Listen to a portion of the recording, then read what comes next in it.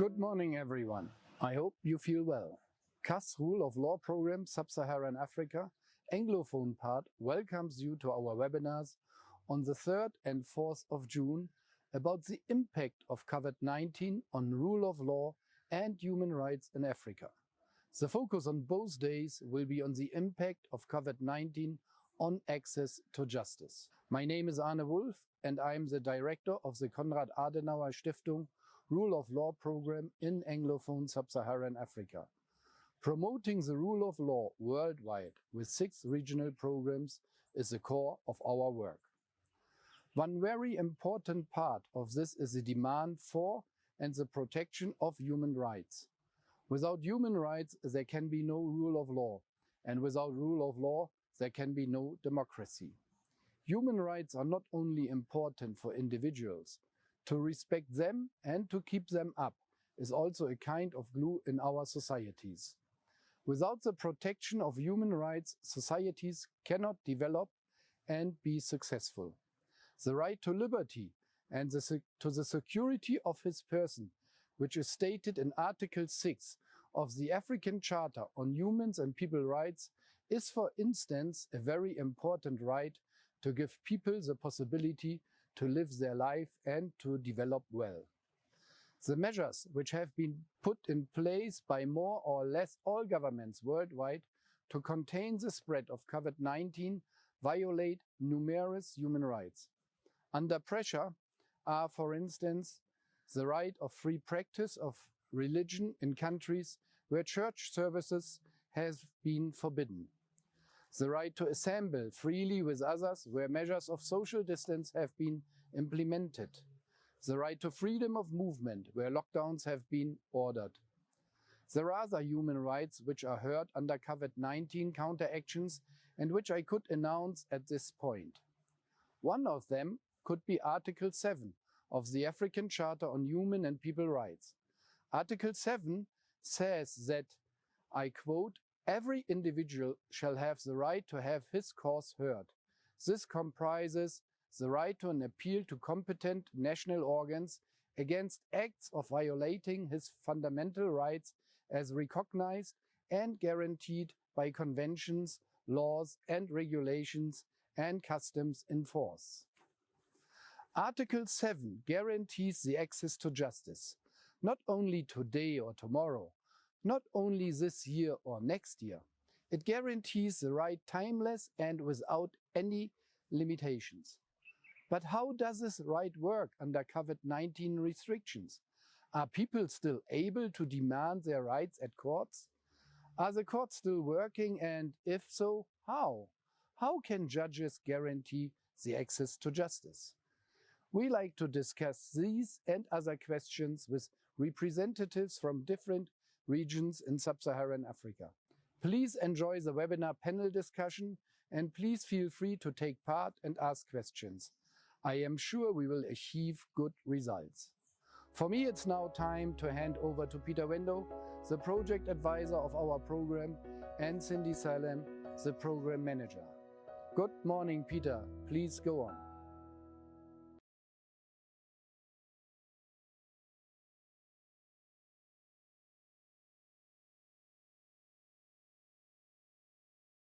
And that's the message from our director, who unfortunately cannot join us live because of another engagement, but he has set the tone for our webinar. He's endeavored to explain why we are having this session. And we are blessed to have a panel that comprises people from Ethiopia, Ghana, Kenya, Nigeria, Tanzania, and Uganda. I wish to welcome all of you. And before we get into the crux of the matter, let me take you through some important house rules that will guide how we are going to proceed this morning. I wish to state that this, the first session of this discussion will be an exclusive exchange between the moderator and the panel. And then we'll have a second session where we are going to receive and respond to questions that will come from people who have logged in to participate, and we encourage you to call upon your friends, your relatives to tune in. Each panelist will have 5 minutes to respond to the questions that the moderator will shoot. The participants will use the chat feature to ask any questions through the moderator, and we promise that we will endeavor to address as many of those questions as we can. And so without wasting much time, ladies and gentlemen, for purposes of our webinar, we have managed to put together the panel that I introduced to you from the various countries. We have massacred their very impressive and long CVs, and I hope that ladies and gentlemen, you'll forgive me for doing that. So starting us off, unfortunately, I can't see on camera right now, is PHEONA Wall. PHEONA Wall is the Vice President of the Uganda Law Society. She's also the chairperson of the Legal Aid and Pro Bono Project of the Uganda Law Society. She is a governance professional and a chartered mediator with over 15 years experience, currently serving as the Senior Manager, Legal and Services of the National Water and Sewerage Corporation. We hope she'll join us at some point. I also have Dr. CONRAD BOSIRE, who is an expert in areas of law, governance, and development, as well as human rights. He is the current Chief of Staff in the Office of the Chief Justice of the Republic of Kenya and the Acting Executive Director of the National Council on the Administration of Justice. This is a body that brings together state and non-state justice institutions in Kenya. I also have on set Advocate AMEHA MEKONNEN. AMEHA MEKONNEN is a practicing human rights lawyer and defender based in Addis Ababa, Ethiopia. He serves on several human rights boards in Ethiopia, notably as the current chair of the Ethiopian Human Rights Council, and he is also the director of the Lawyers for Human Rights. I also have Hanningtone AMOL. Hanningtone sits in as an East African citizen. He's Kenyan, but based in Arusha, Tanzania, where he's serving as the Chief Executive Officer of the East Africa Law Society. He practices regularly before the East African Court of Justice and the African Court on Human Rights, and that is the reason why Hanningtone joins us, not just to give us experiences from Tanzania, but also to tell us how the courts in Arusha are operating during these times. We also have Dr. KWAKU AGYEMAN BUDU. He's a legal academic, and besides teaching, he heads law centers at the Faculty of Law of the Ghana Institute of Management and Public Administration, famously known as GIMPA. In September 2013, KWAKU established the Justice Foundation, which is a political, non-profit-making, non-religious human rights organization with the sole purpose of increasing access to justice in Ghana. Last but not least, I also have Dr. LUKMAN ABDULRAUF. He's a senior lecturer in the Department of Public Law, University of Ilorin in Nigeria.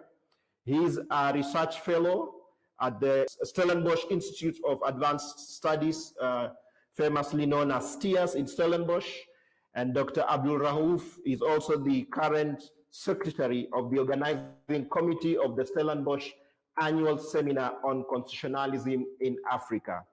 So ladies and gentlemen, that is my panel, and I look forward to having a lively and fruitful discussion. And without wasting much time, let me just start with a quote. As we discussed yesterday, there aren't many good things coming out of the US at the moment. But there is something that I picked from the United States Institute of Peace in one of their latest resources examining the global implications of the coronavirus pandemic on access to justice. And this is what it says, that access to justice is more than improving an individual's access to courts or guaranteeing legal representation. It is the ability of people to seek and obtain a remedy through established justice mechanisms. It could be formal or informal, in compliance with the human rights.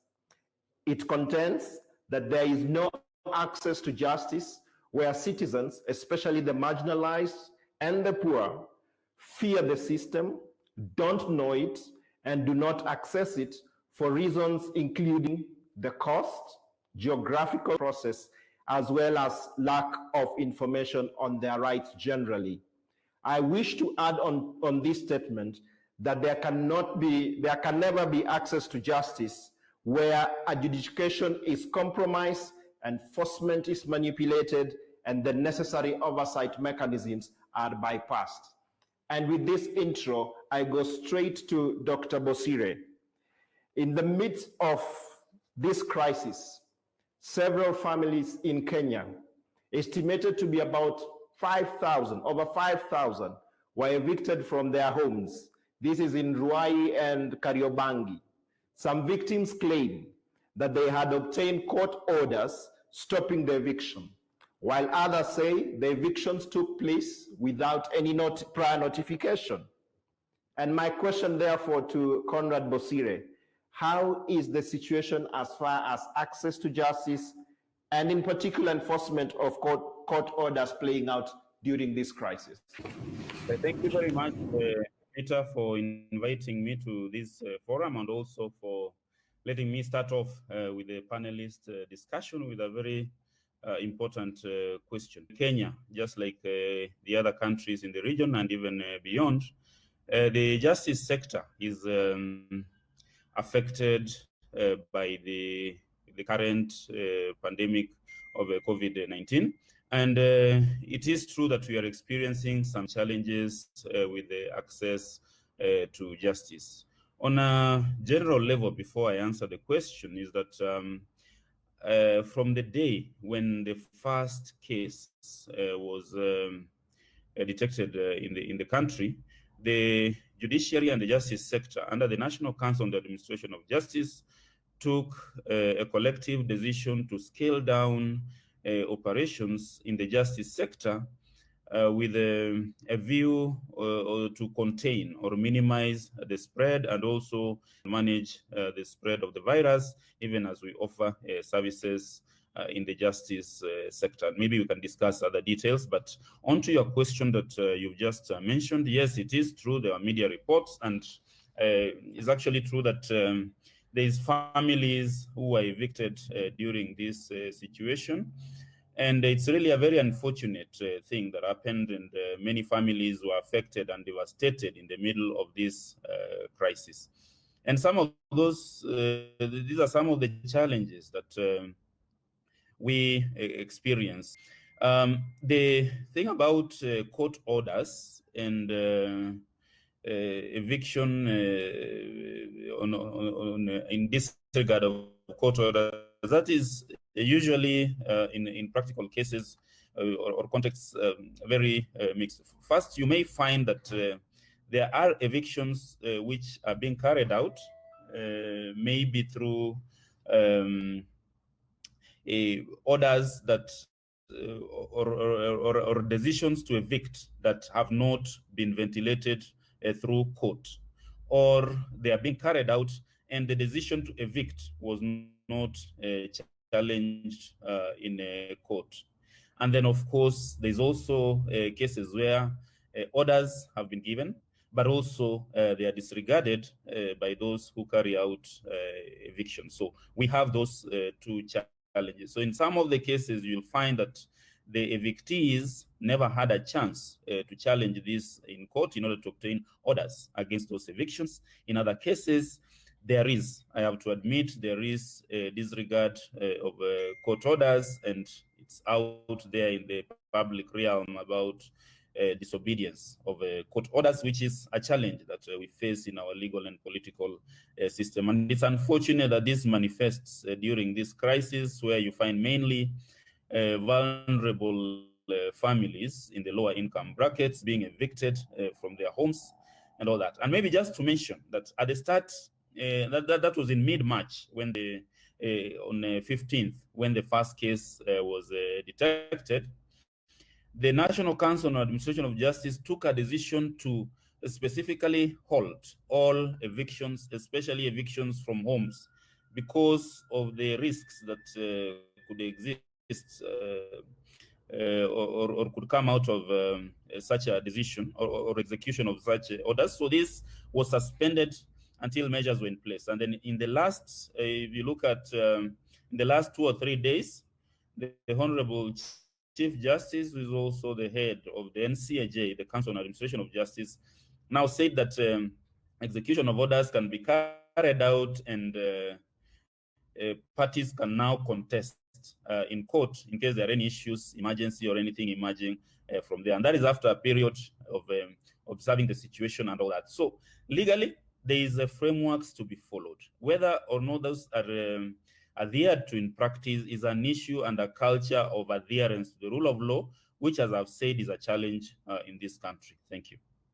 I want to follow up on the fact that the decision to downscale court operations was made by the council, the National Council, which is a broader body. It's bigger than JSC. It is bigger than the Office of the Chief Justice as the head of judiciary. How significant was that decision coming from such a body in terms of the independence of the judiciary as an institution, as it were, as opposed to getting directives either from the executive arm of government or from any other authority on how courts should react to the pandemic? Thank you, Peter. In my view, and in my current position as the acting executive director of the National Council, I think this was a very positive development, because if you look at the 2010 Constitution, it calls upon all state agencies and in the entire governance processes to embrace consultation and cooperation in the execution of functions which have a mutual effect across all agencies. And I think one of the positive things that has come out of this COVID-19 is that we have had more effective consultation among justice sector agencies and collective decision making on issues across the justice sector. Of course, each agency in the justice sector has its own mandate, they have their independence and all that. But when the National Council on the Administration of Justice met at the onset of this crisis, one of the things they agreed to is that at least the major issues which affect the administration of justice at that broad and cross-agency level will be dealt with at that level. So there has been continuous consultation on the major decisions to be made in the administration of justice, including upscaling of activities in the judiciary after putting in place measures to ensure that we minimize the spread, even as we upscale activities, not only in the judiciary, but in the justice sector. The Chief Justice has his mandate as the head of the judiciary, but also, as I mentioned earlier, the Chief Justice is the chair of the National Council on the Administration of Justice. So he also has a duty to ensure that at least there is effective coordination among the leadership of all the agencies in the justice sector, and this has proved very useful in ensuring that there is collective action and tackling of issues affecting administration of justice across the justice sector. There's a lot of details and gains that we've had, and maybe we can speak about them later, some of the specific gains through this coordination. But just to say, it was a very positive step, but it is not in any way an infringement of powers on any of the institutions, including the agencies. It's just the embracing of a core constitutional principle in our constitutional system, and it has really helped in terms of coordinating the administration of justice, especially during this season. Dr. KWAKU from Ghana, correct me if I'm wrong. Restriction of movement within Ghana was lifted on the 19th of April. And in the foregoing, I just want to find out, are court operations back to normal? Restriction of movement was lifted on 19th April, and you know that the background to this was that there was a partial lockdown of some of the major cities in Ghana, which were considered the hotspots for the spread of the COVID-19. So once that ban came into effect and was subsequently lifted, and even before it was lifted, the courts, on the basis of the directives and the executive instruments that have been issued by the president, essentially imposing certain restrictions, had to react quickly in coming up with measures to ensure that the courts continue to function. So one of the things that they did was to have measures or protocols in place to ensure the safety of court users, lawyers, parties to suits, and things of that sort. But when the ban was imposed, what happened was that case management measures were upscaled so that there wasn't too many people coming to the courts at the same time. So only the lawyers and the parties were allowed to go. And one of the things that was done, and it's still in being done, is that specific times are being given to parties and their counsel so that they appear at particular times. So that if you have 9 o'clock, you appear at 9 o'clock, and someone else has 9:30, and so on and so forth. So in terms of whether or not things are back to normal, gradually, but I wouldn't say things are back to normal because there's still the issue of physical distancing, social distancing, and so some of these case management techniques and measures are still in place. The only difference is that whereas during the partial lockdown, most of the courts essentially closed, with the exception of some courts being designated, especially in the hotspots, as courts that will still sit regardless to deal with matters that arose as a result of the Imposition of Restrictions Act, as well as other criminal matters. And in the case of the Supreme Court and the Court of Appeal, the Chief Justice directive was to the effect that they will be on standby to handle urgent cases. So since the ban was lifted, things have not necessarily come back to normal like they were prior to the whole onset of COVID-19. Dr. Lukman, could you please tell us how is the situation playing out in Nigeria? And for you, we will be interested to know how it is playing out at the national level as well as at the federal level. Thank you for inviting me to this very important webinar, and it's a privilege to have to speak with very distinguished scholars in this area.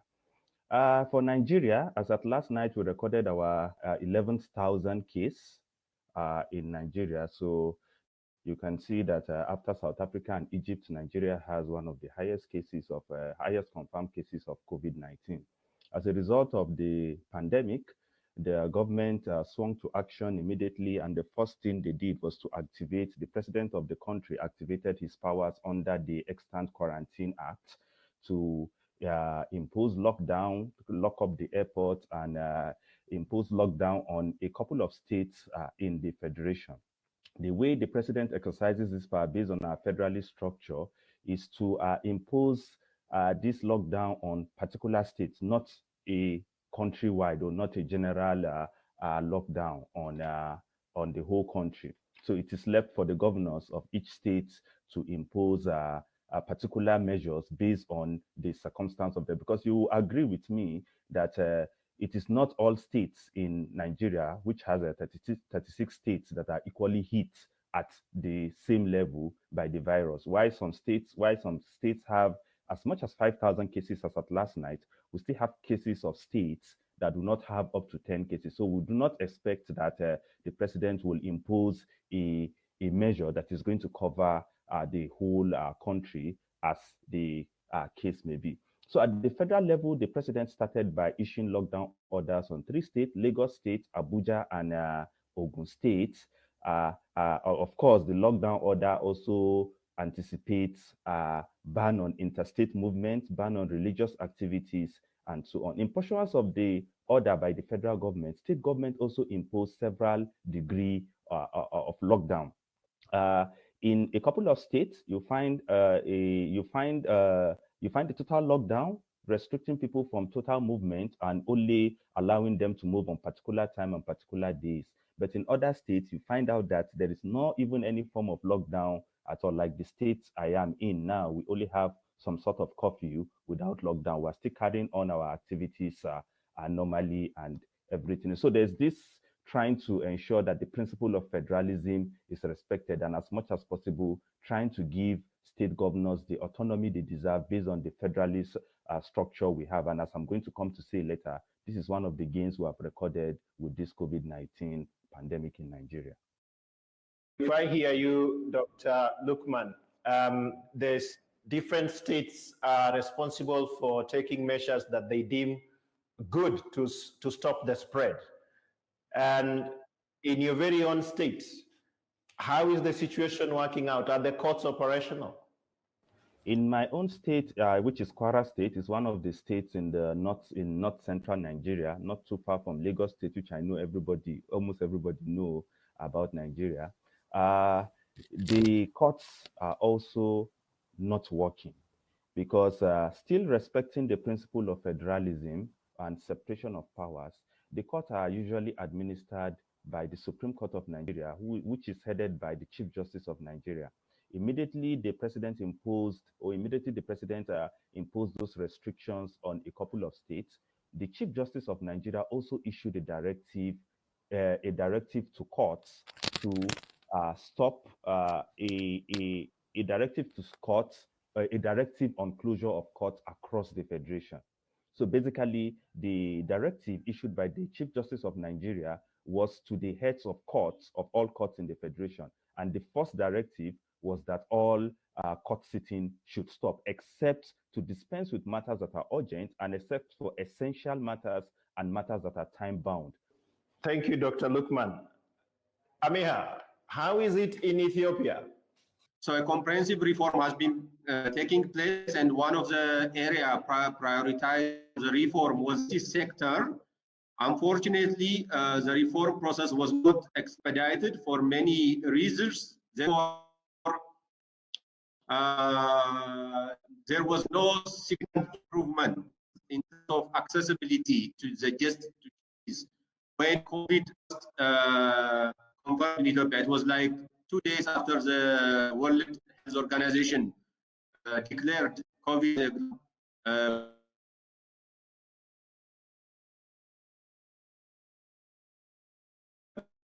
pandemic, that first case confirmed in countries, on share things like that. But after the first case confirmed in this country,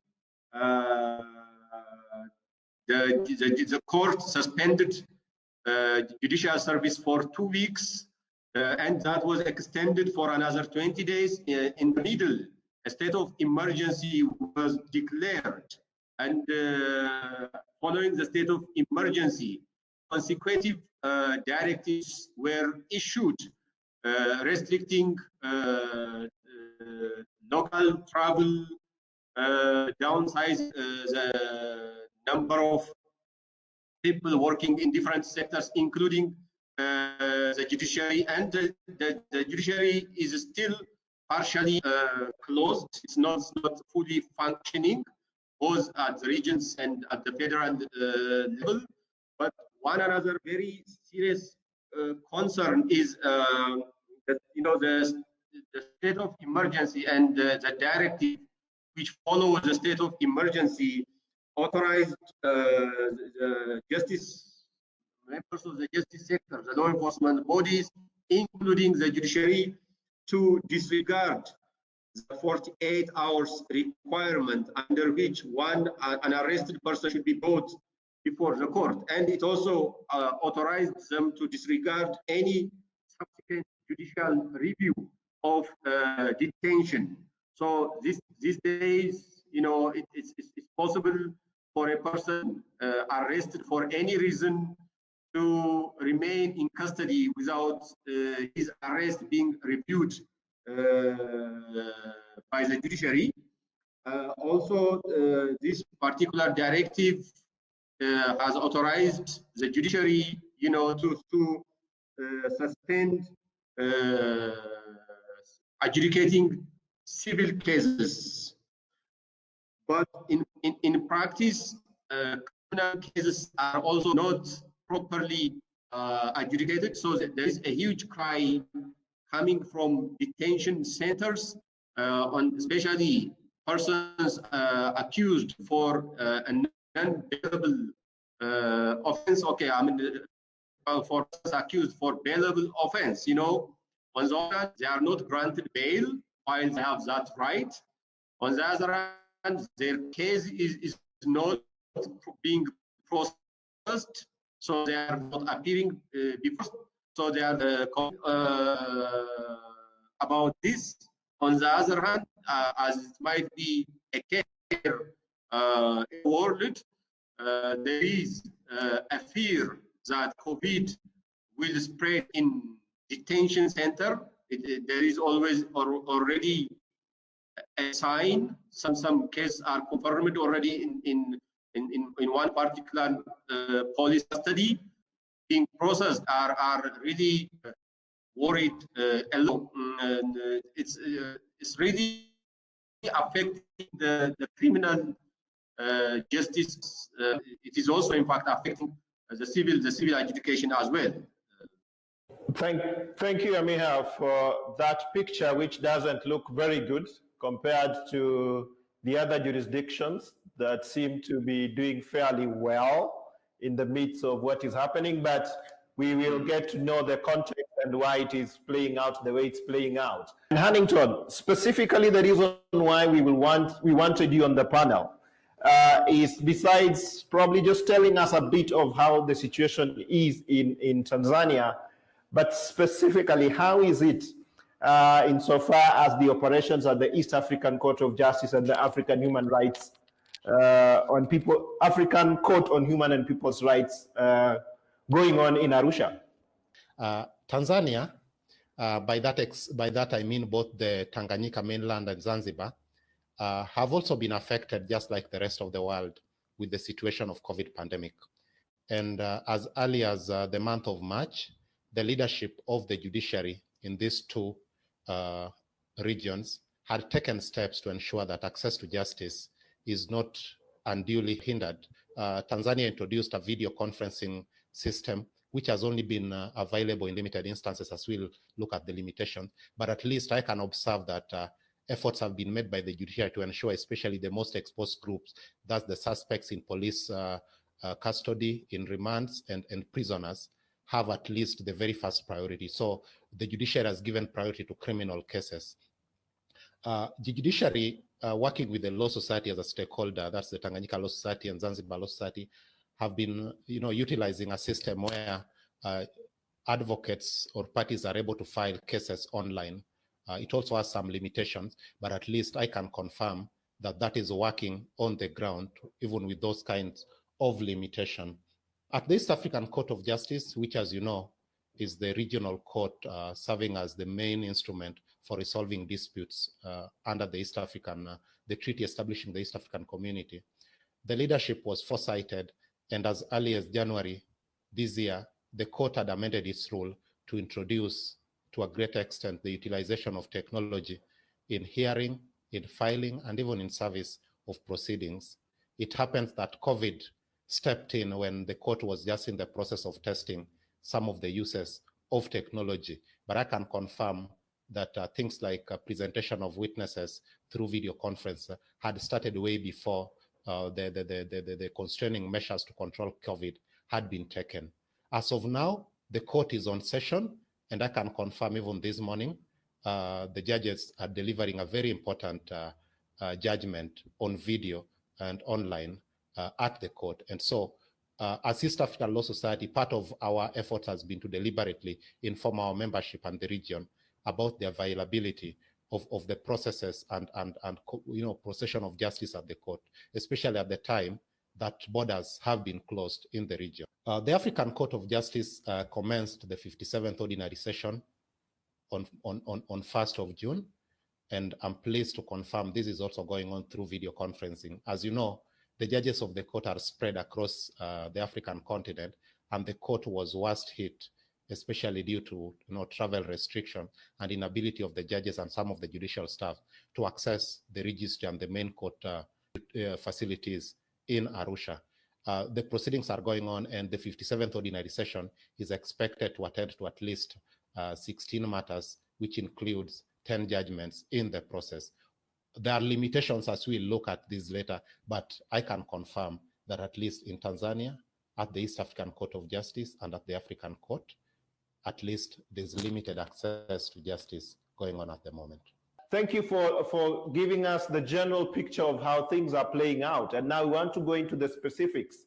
And I would like to find out from each one of you, what are the specific challenges that are emerging from the prevailing situation as far as the human rights is concerned? I know you try to allude to that, but now is the time for you to tell us the main challenges that the sector is facing. And I want to start with KWAKU from Ghana.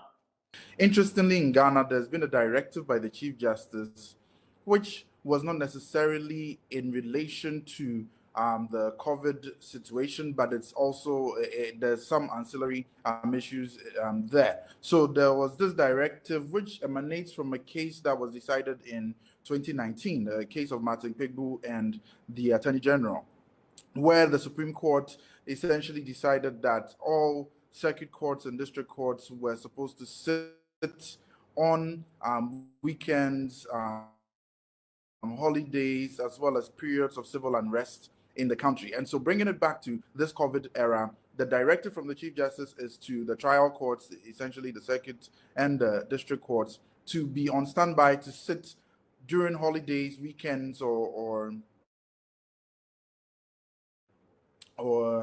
periods of civil unrest. The interesting thing about this is the practice that has been ongoing for some time now, where if you are arrested, you can be detained for up to 48 hours, but you must be brought before a court of competent jurisdiction within that 48-hour period. And what used to happen, and sometimes happen, I'm sure, in other African countries as well, is the issue of what if you're arrested on Friday? And if you're unlucky enough, and then the following Monday, it's a public holiday, what it means is that you would have spent, or you most likely spend more than 48 hours in clear breach of the constitutional provision in that regard. So that's been one of the things that has been done, a directive that has been issued, that all circuit courts and district courts now will have to sit on holidays, weekends, as well as periods of civil unrest, if the safety of the court staff can be guaranteed, and also if there's information in relation to issues of personal liberty, people being restricted and all that. In terms of, so that was just a response to, or a perspective coming from here. In respect of specific challenges that this period has brought about, there's now a significant delay in the already slow justice dispensation system. So the wheels of justice that grind slow is even grinding much slower now, because of the need for physical distancing and because of the need for upscaling case management measures and all that. But this is also because the courts and the judiciary needs to balance public health with justice delivery. And so that's one of the things that we've seen, because now most of the cases were asked to be adjourned to May, June 2020 on the onset of the coronavirus in Ghana. Now we're going to see a significant delay in access to justice in that regard. Another challenge, which maybe when we come to the opportunities to, it's a double-edged sword sort of, is the lack of incorporation of technology in the practice of law and the dispensation of justice generally.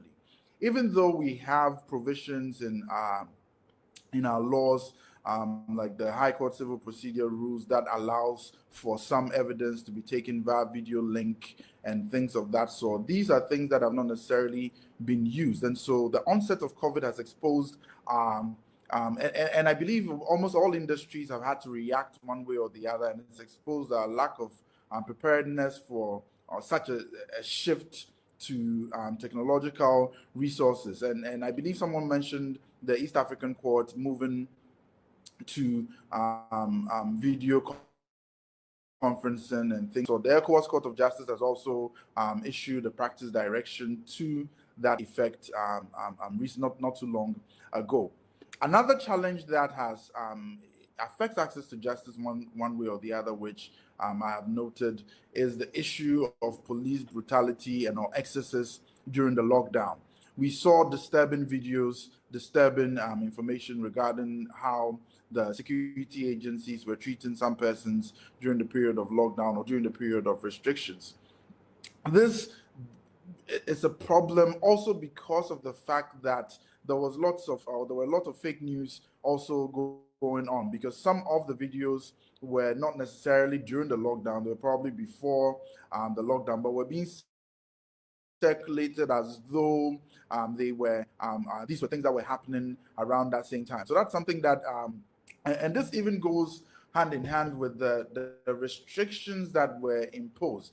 A study that was done found that most of the people that were likely to breach these restrictions of movement and things of that sort were people that belong to the lower echelons of the economic spectrum. For instance, people that had to go out to make a living, regardless of the restrictions that were being imposed. And so the restrictions on the enjoyment of fundamental rights, like the right to movement, the right to religion and economic rights as well, is something important that we need to note. But most importantly, the Imposition of Restrictions Act, the punishment for breaching any of the restrictions is highly excessive.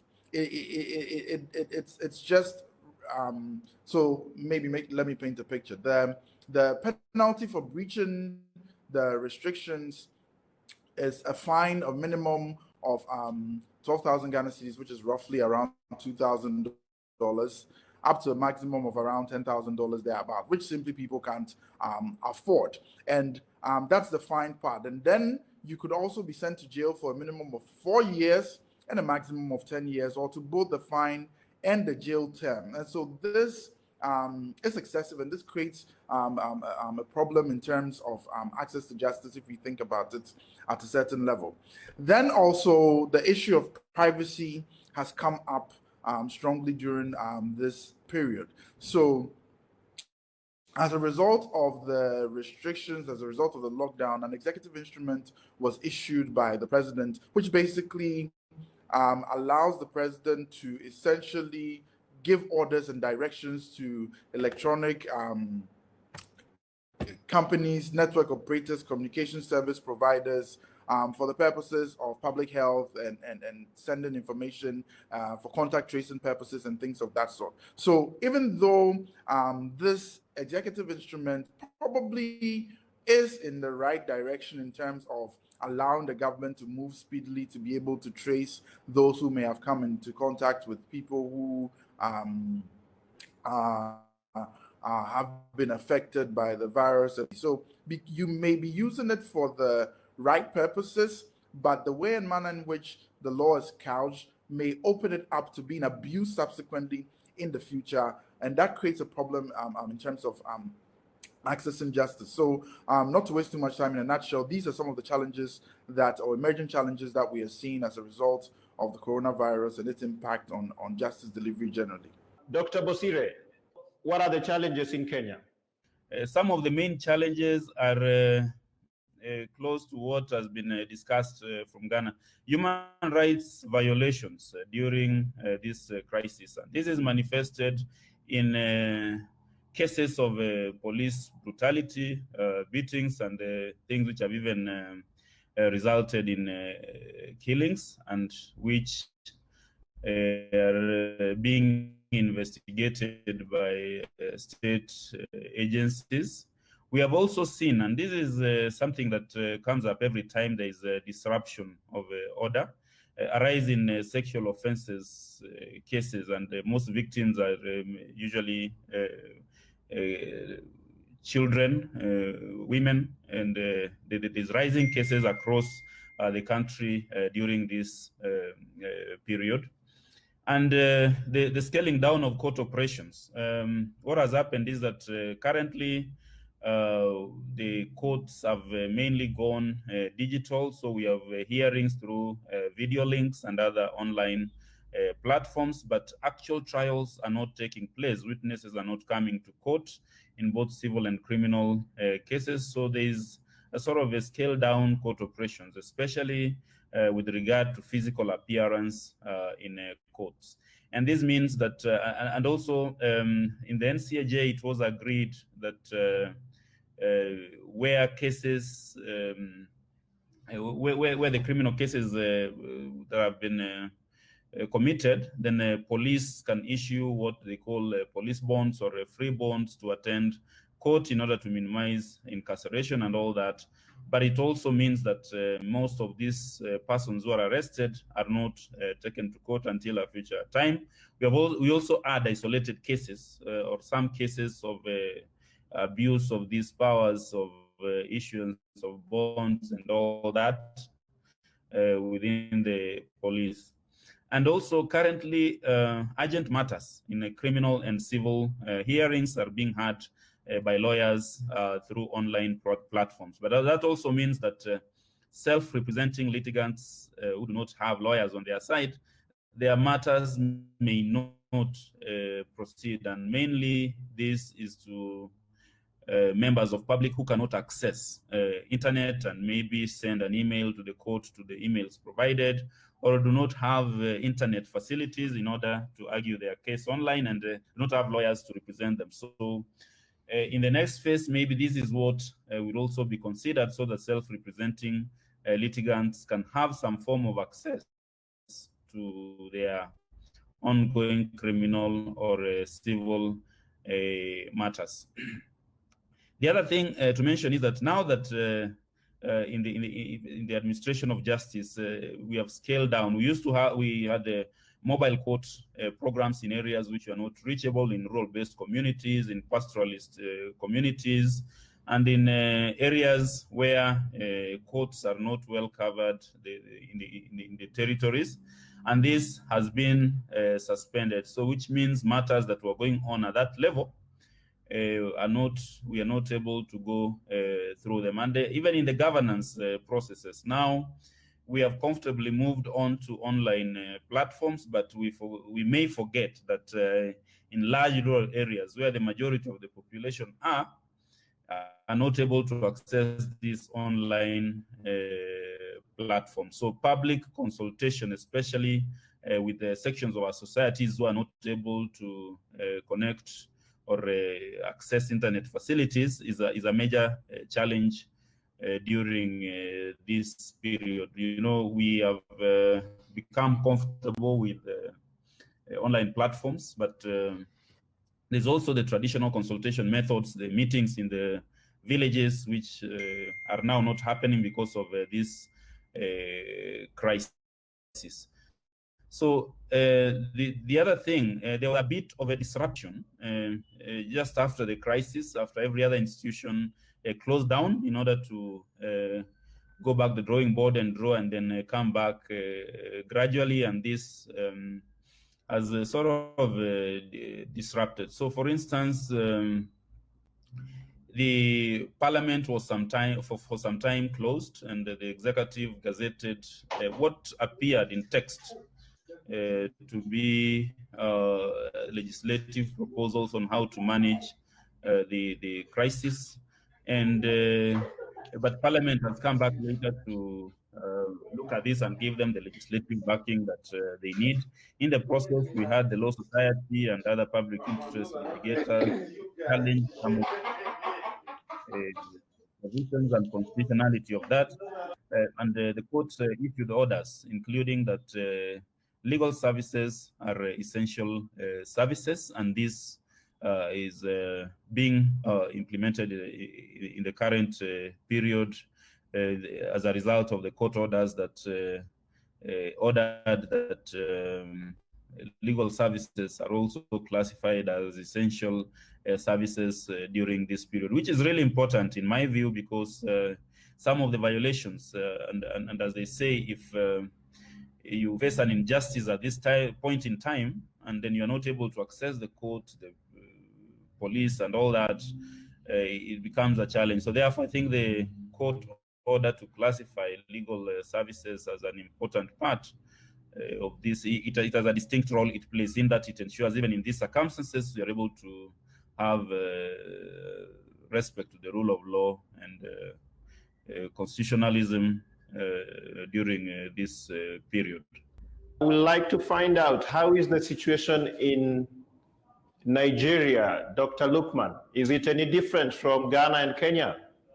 Before Lukman gets in, maybe I would also like him to respond to something. I heard in his home state, the courts are not operating, and like in our case, we couldn't completely close down. We had to find a way. You know, we have serious cases like defilement, murder, rape taking place, and the accused have to take plea, and they have to be remanded in custody because those are serious offenses, and unless bail terms are set. So in a situation where no court is operating, I'm sure some of these crimes are taking place. So how are you able to handle that with a complete closure of courts? Thanks. Challenges are not too different from what CONRAD and KWAKU have mentioned in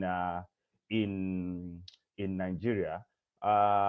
The first challenge I identified, I'll just go through them very briefly. I'll just go through a couple of them very briefly, and I'll let the rest for the plenaries. The first one is we've further pushed our weak perception or our very low perception of access to justice. Many people in Nigeria, both policymakers, academics, and civil society organizations, feel access to justice is all about access to court. And as we'll come to appreciate, as myself and other panelists will come to appreciate, access to justice actually involves far more than access to court. So when you see civil society organizations and non-governmental organizations trying to push for access to justice in this period, all they focus on is access to court. And I think that this is a huge challenge, since we actually need to look at access to justice in a broader perspective. Another challenge is that the COVID-19 has shown how fragile our justice system is. Following from Conrad's question,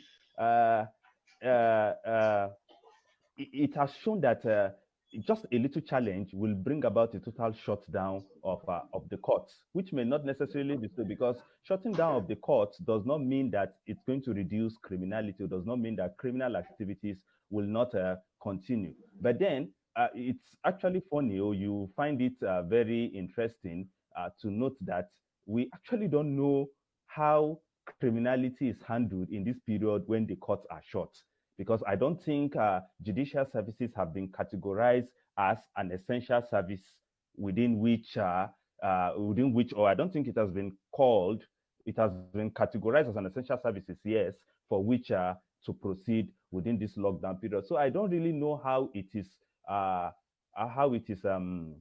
they handle issues of criminality, which is rapidly on the increase during this COVID-19 period, which I'm going to mention shortly. But then I must state also, in response to CONRAD, and why I also highlight this challenge, I must state the fact that Nigeria has a very high case of awaiting trials. I think even as mentioned by the president of the country and supported by the Chief Justice of Nigeria, 42% of Nigeria's 74,000 prisoners are actually awaiting trial.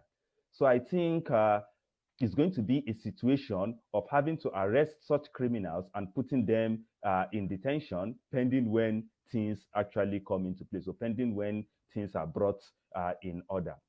Also, other challenges with regards to the COVID-19 is that has to do with mass release of prisoners. You see the president giving orders, the Chief Justice giving orders that they should decongest the prisons as much as possible. Some of the prisoners that they decongest, in the process of decongesting prisons, some of the prisoners that are actually released are prisoners that have actually, or are people that have actually taken part in high crimes. It's not necessarily people that actually took part in petty crimes. And I think that this is sort of a challenge. As noble as this may seem, it may be a challenge. Also, KWAKU and CONRAD has mentioned the issue of abuse of human rights. Abuse of human rights is something that is particularly worrisome in Nigeria, especially by law enforcement and security agencies.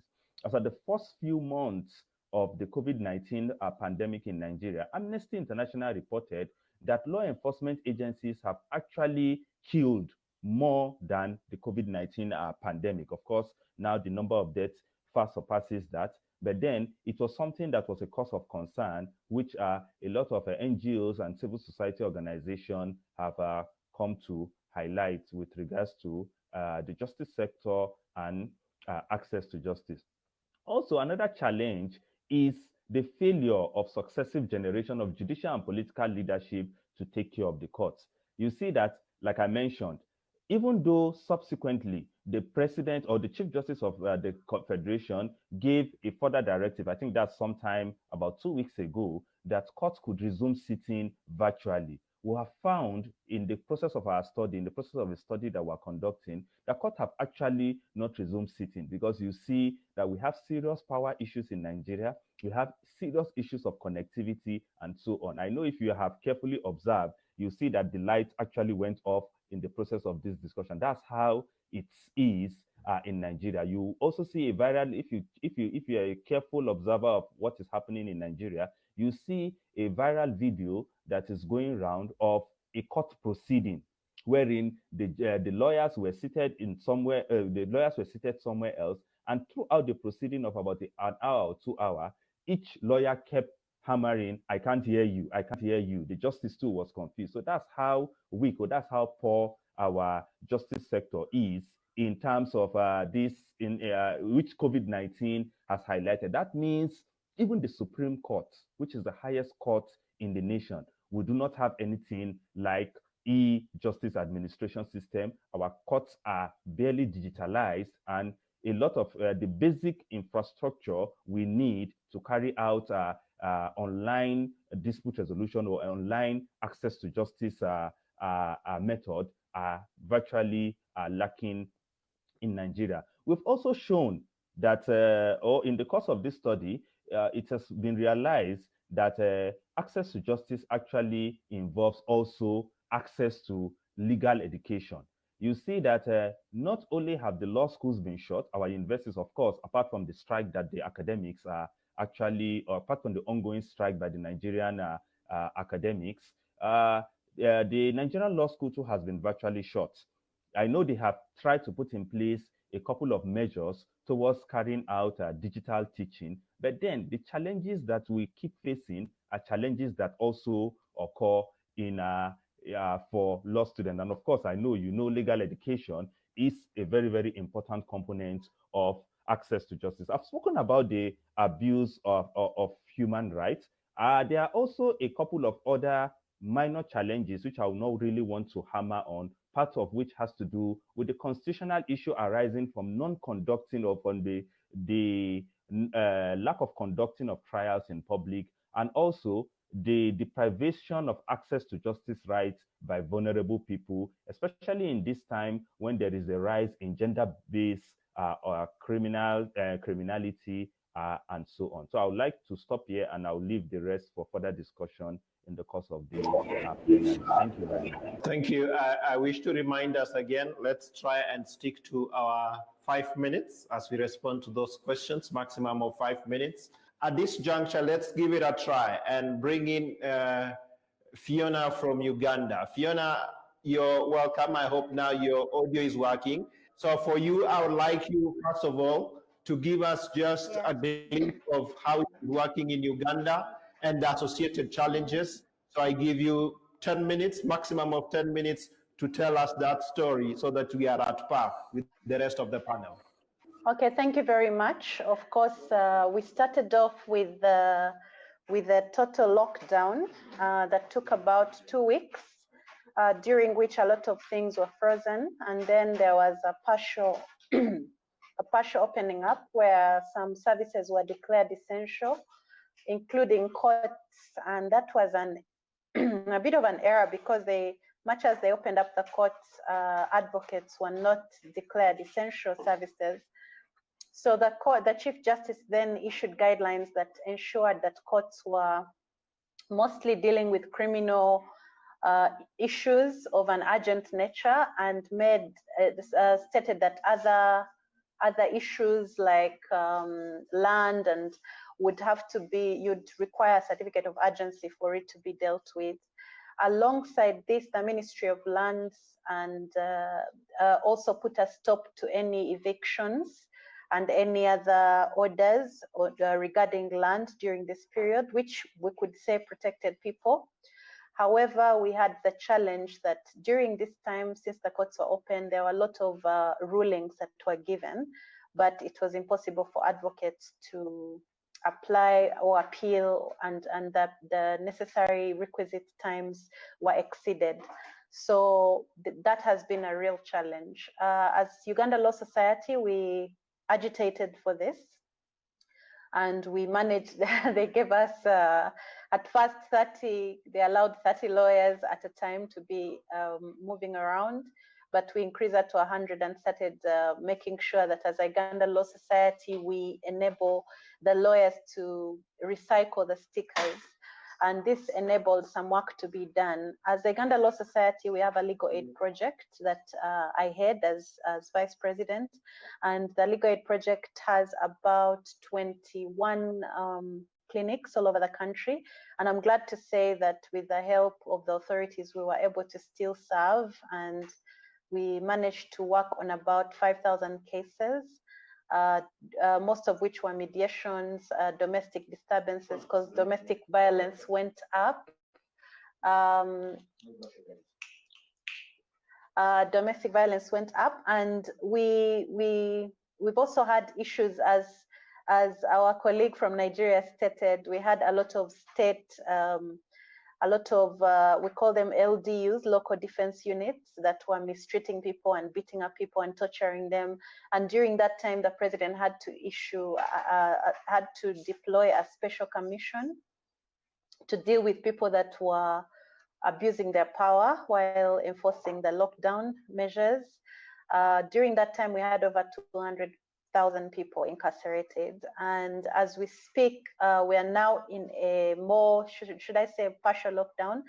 So at some point they opened up, 2 weeks ago, they opened up for the vehicles, the motor vehicles, to start moving.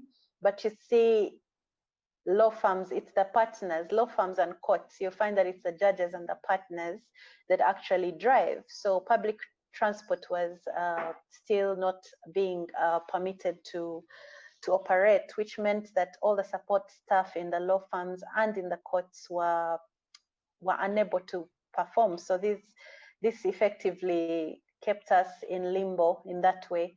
So that was also a big challenge, and we could not do a lot of work as lawyers. However, I'm glad to say that as of Tuesday night, because Uganda has had quite a successful story, I think our cases are now 405 in total, and we've had over almost 100 that have recovered. We've not had any deaths. So because of this, the government was then able to open up even public transportation with minimum requirements and standard operating procedures that require half the normal number of passengers to move. So as we speak, we're glad to say that a lot has been opened up, and we hope that will help.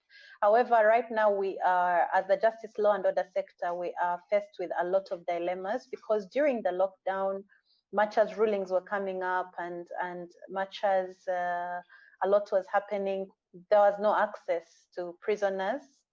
We had problems there. There was a special prison called Chitalia that was allocated for people that would be arrested during the lockdown to avoid contamination and the spread of the contagion. So because of that, we have a lot of prisoners, but they did not have access to legal, to meeting their lawyers and preparing for bail applications, etc.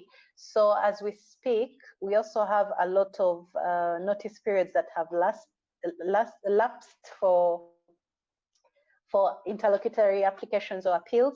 So in this way, we are now trying to push the judiciary to recognize COVID as an automatic cause for an extension of time in which to lodge any application that was supposed to be lodged within that time, or an appeal. The other thing that we're also facing is that the judiciary has introduced a lot of technology. So we have video conferencing for the main prisons and the courts, the major high courts.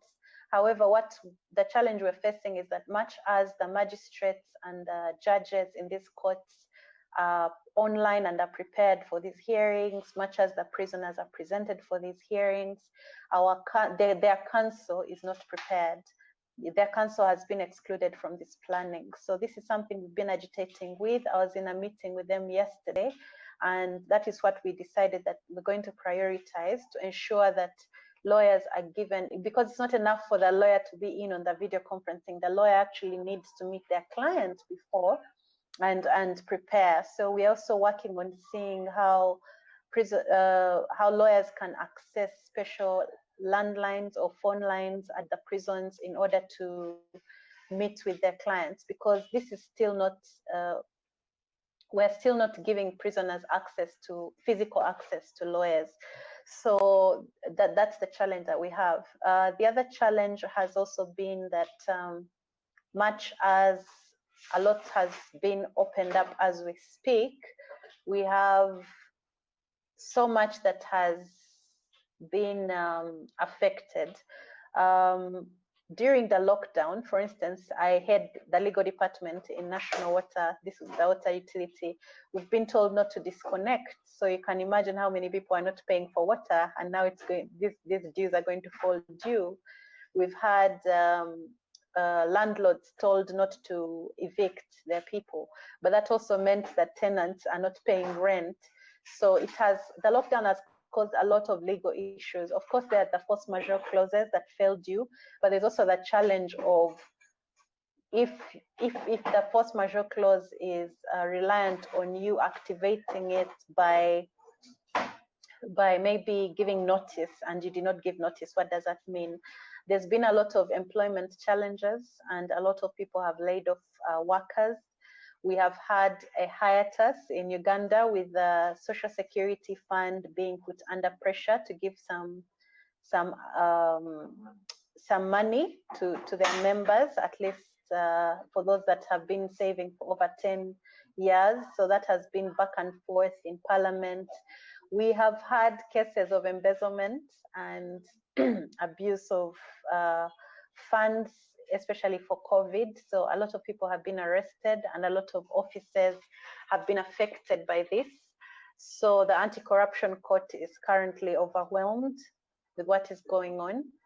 I think for me that in a nutshell, that gives you a picture of where we've been and the challenges that we're dealing with. Thank you, Fiona. I'm glad that finally you are able to join us. Coming back to Hannington,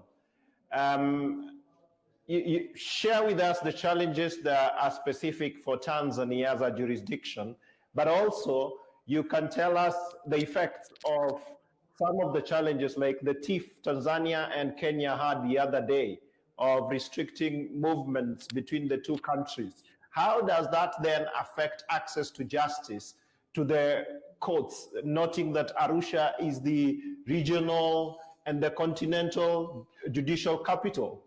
How is that going to affect access to justice, not just during this time, but also in future?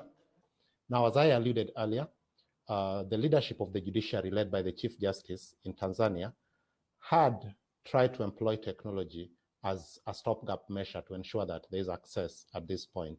This came with a lot of challenges, and the main glaring one is the fact that only minimal criminal matters were able to proceed, obviously, at elementary level, that is plea taking and probably mentions, and dealing with very urgent matters. But again, this was not even able to take care of half of the country. Tanzania is a big country.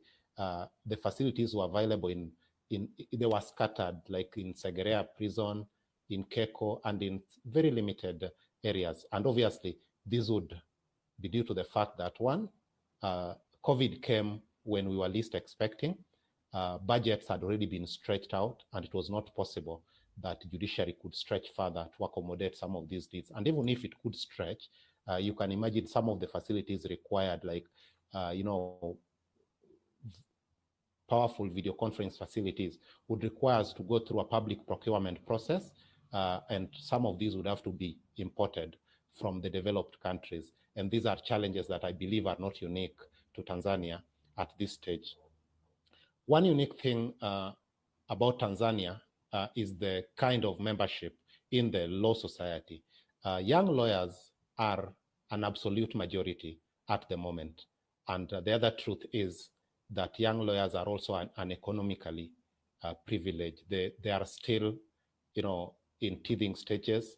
They lack adequate resources to float around even the ones running their own law practices, and a majority of them are doing that, are not in a position to access even basic laptops and internet like what we have there. Some of the things that we take for granted may not be easily available to these young lawyers. These are people who are used to waking up in the morning, walking to police stations, giving justice to their clients, walking to courts, and more often, when they are required to type out documents and all that, they make use of available, public cyber cafes. Now you understand that even access to those cyber cafes are limited. But the other thing is, you can imagine being made to conduct your, court session in a cyber cafe. It's not very pleasing, but that is the reality, that majority may not have this access. And not just the young lawyers, think of paralegals who are moving the wheels of justice. Most cases, most matters that end up in court are processed way before they get to the lawyers by paralegals, either working with the civil societies, people like FIDA, human rights commission agencies and all that.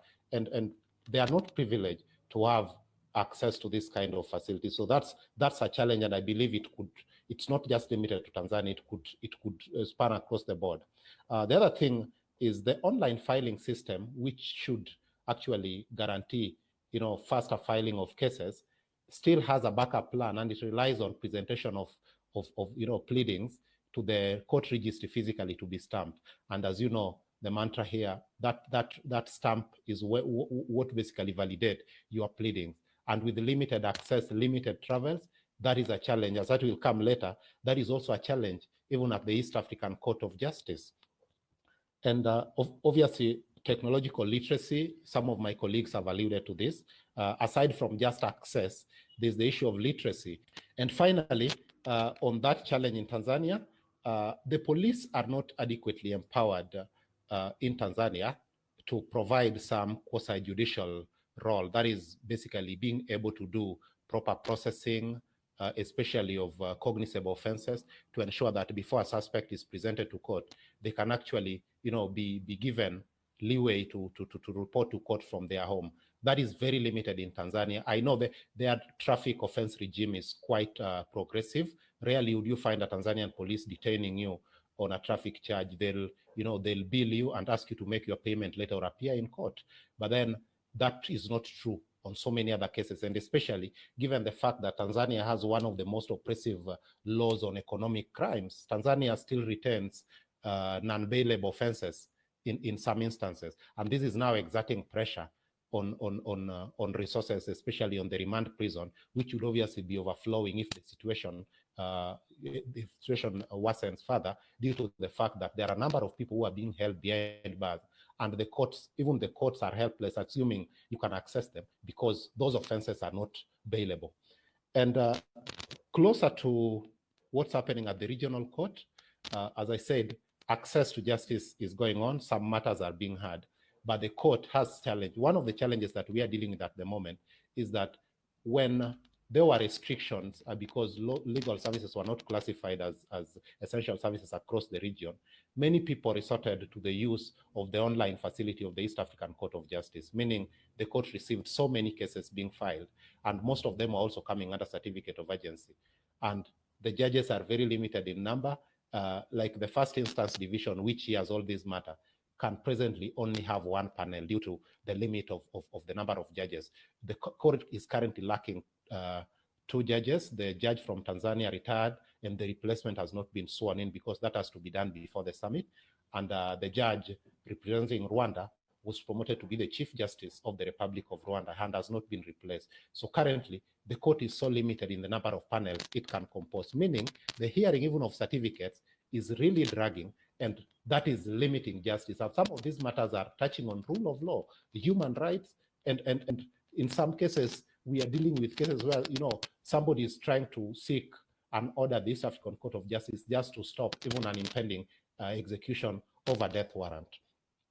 To address what you've just put to me regarding the tiff between Tanzania and Kenya, and I'm pleased to report that stakeholders, including the governments, have discussed, and this temporary reopening of the border and the escalation that had taken place earlier has actually, fizzled down. Obviously, this was a direct threat to rule of law. there are matters, even though there's online proceedings going on both at the African Court and the East African Court of Justice, there are limited circumstances that would require people to be physically present at the registry due to the limitations of the use of technology. And the closure of the border and the detention that escalated meant that Kenya, which is an access route to East African community headquarters, Rwandese, Burundians, Ugandans mostly use Nairobi as a traveling, a connection hub when they are going to Arusha, whether you're using road or you are using air. And this was a huge, huge threat. But then it's also a lesson on how to handle situations like this in future.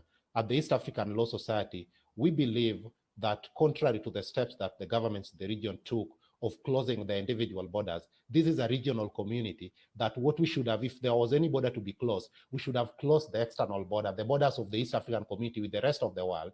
Then internally, we should have found a joint strategy on how to handle the things amongst us. There is no use of calling ourselves a regional economic community, an integrated community, a member people-driven community, when I cannot cross over to Uganda, when I cannot cross over to Tanzania or cross over to Rwanda, simply because of a microscopic virus. We must, and the leadership, the civil society, lawyers in particular, must confront these challenges, and we must demand that the East African community works. And by it working, it means we should reach a level of, like the Schengen zone. You've not had the Schengen zones closing their border. You can still move within the Schengen zone, observing the necessary, health measures. And that is the least we were expecting from the East African community, not to shut borders. And hopefully this is a lesson for future pandemics.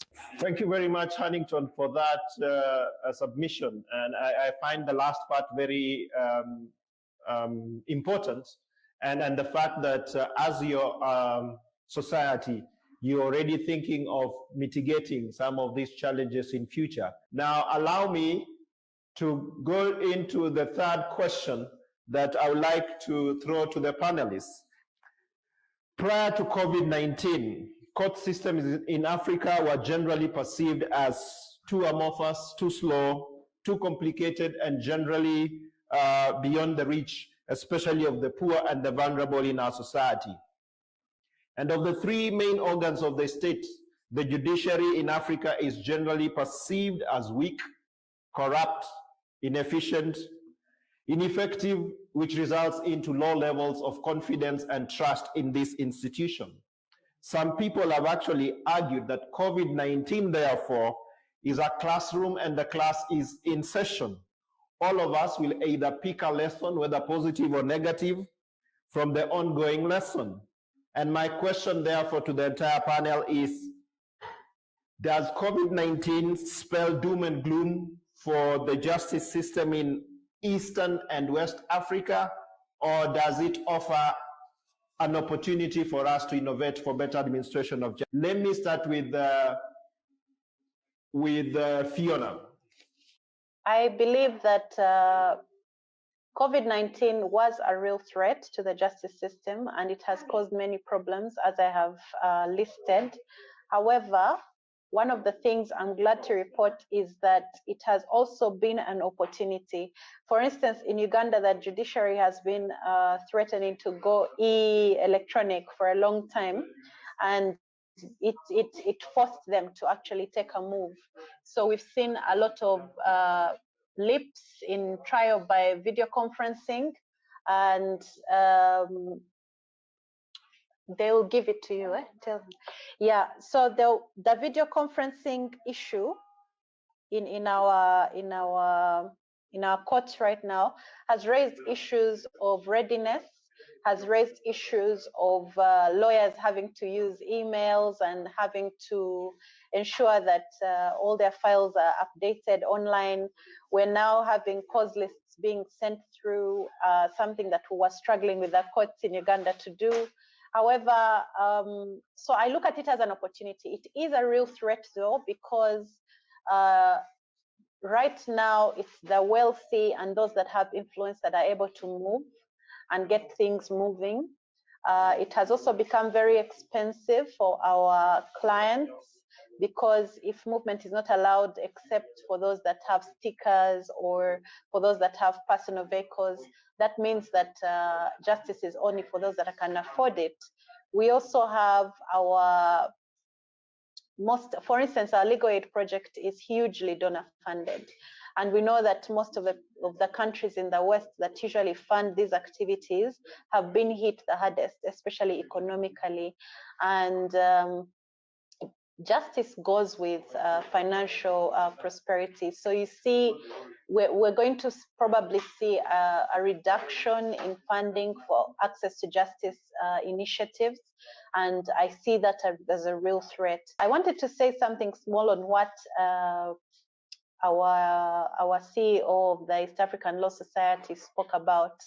He talked about the necessity of East African countries to communicate. And I want to bring to your attention the special drama we have suffered in Uganda because of trying to keep our borders open, especially for truck drivers. I mentioned that 405 people have been infected by COVID. Of these, we have about 200 imported cases, and these have been truck drivers. So for us, having our borders open has been a real threat. And as we speak, just the other week, we were supposed to open up schools to allow candidate classes to proceed. But because the truck drivers kept coming and being tested and testing positive from different countries, we've had now to continue the lockdown for another 45 days for schools. So I do not think that it is fair for us to keep importing the disease. So I think that much as I am very pro the East African community, I'm very pro open borders, but I think that we would have as a region to commit to making sure that our people are tested before they even cross the border, so that we do not be a threat to other countries.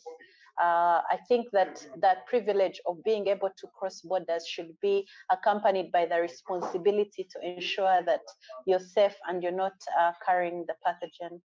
Lukman, what are the prospects for Nigeria? Nigeria, like Kenya, and I think most of the countries that are represented here, are grappling with judicial corruption. Does this offer us an opportunity to fight this problem, challenges to do with the case backlog? If we were to take them on the e-platform, will that make it easier or will it make it worse? In Nigeria, it has brought in a lot of opportunities to me, which I think could be taken advantage of to better restructure and to better reform the justice sector in the country. The first opportunity, which I think the pandemic has brought about, is that it has tried to show us that we have all along been grappling, or we have all along been proceeding on access to justice from a narrow perspective.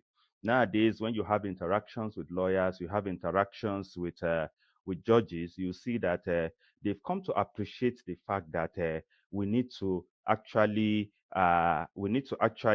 have a more relaxed or have a broader approach towards the conception of access to justice in terms of making or in terms of bringing into place alternatives towards in terms of bringing into place alternatives for people to access justice in a time or in times like this.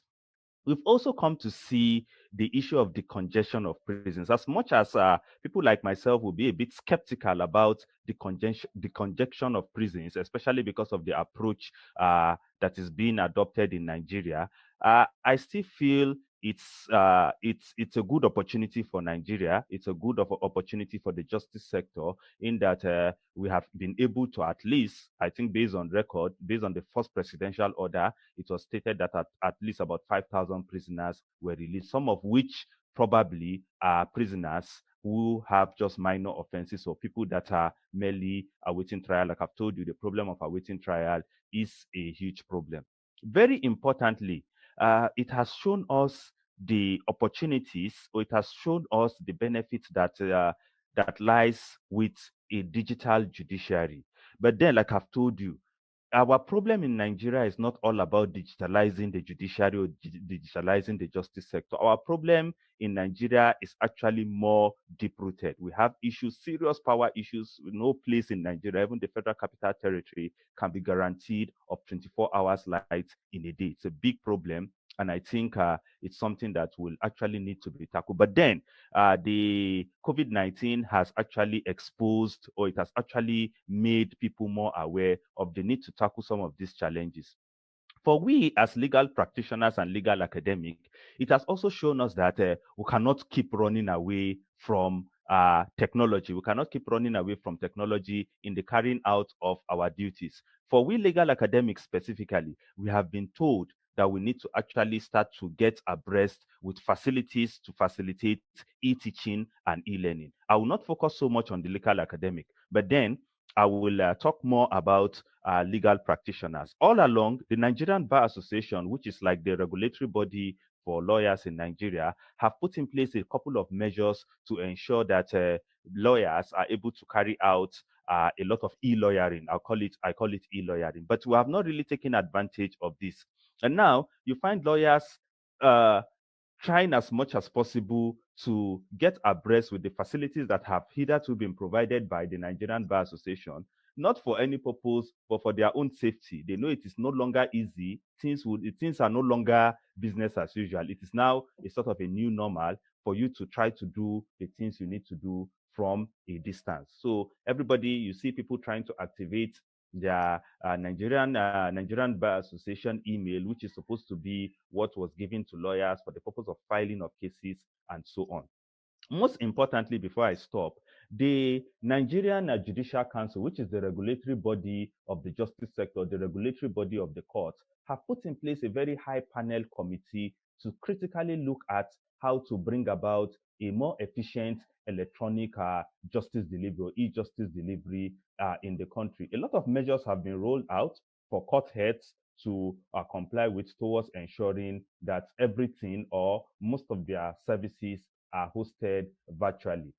We have seen in court that measures are being put by state governors to put in measures are being put, or internet installation are carried out. There are also attempts to further beef up or to present alternative power sources to courts and so on. More facilities are put in place for the court in for the purpose of effective dispensation of justice during this period. Like we have known, based on the guidance of the WHO, we'll see that we have to continue to live with this virus, or we have to continue to live with the effect of this virus for a long period of time.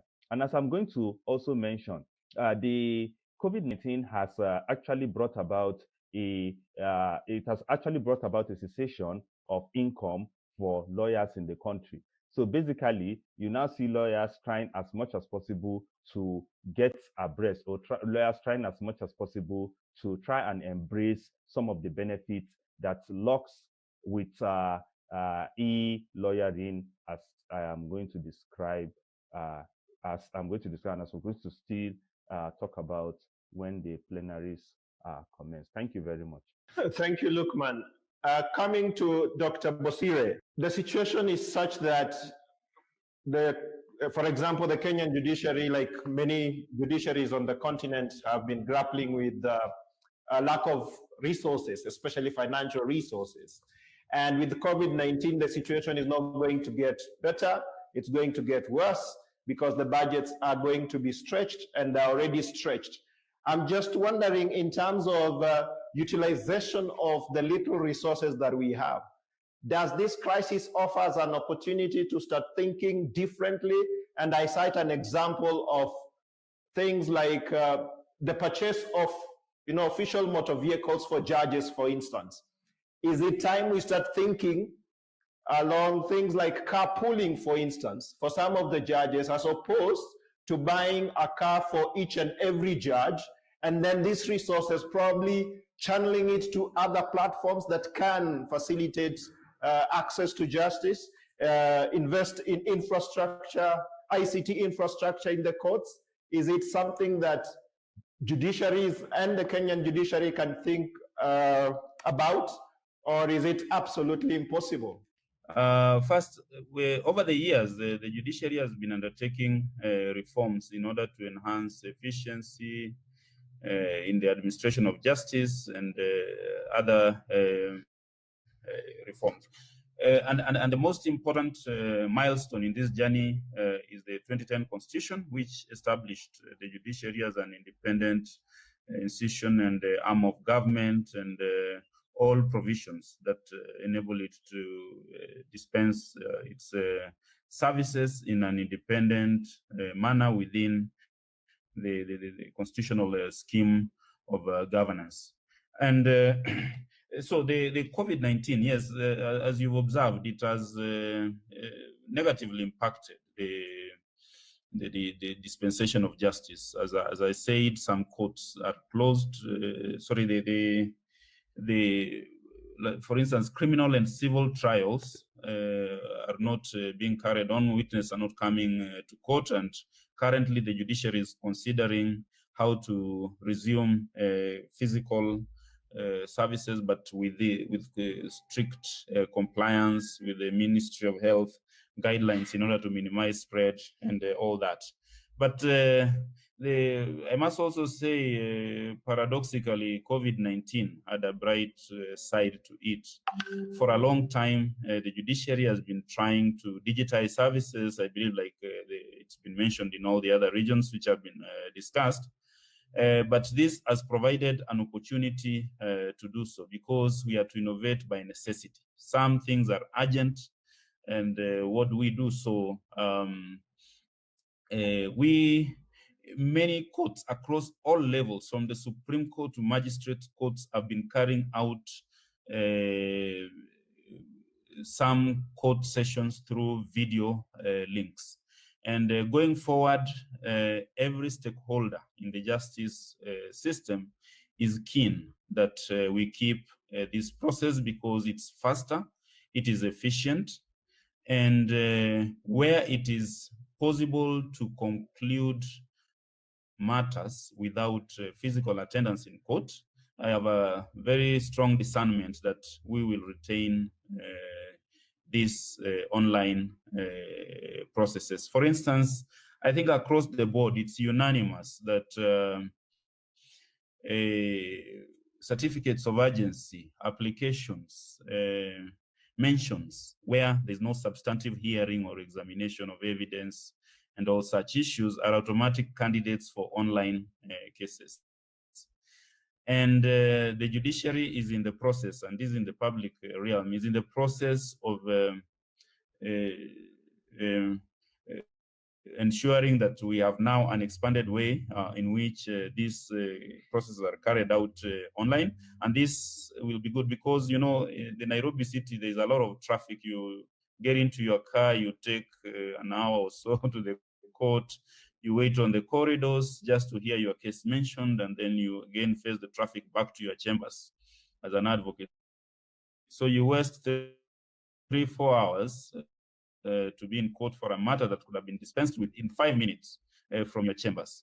So I think going forward, and everyone is, I mean, there is broad consensus on that moving forward, we might have to put and expand on the gains made in terms of online and all that, as we look at how the other essential services can go on, the other services whose physical presence is necessary can go on within the current context. And then also the COVID-19 crisis also presented an opportunity to judicial officers to work on their pending judgments and rulings.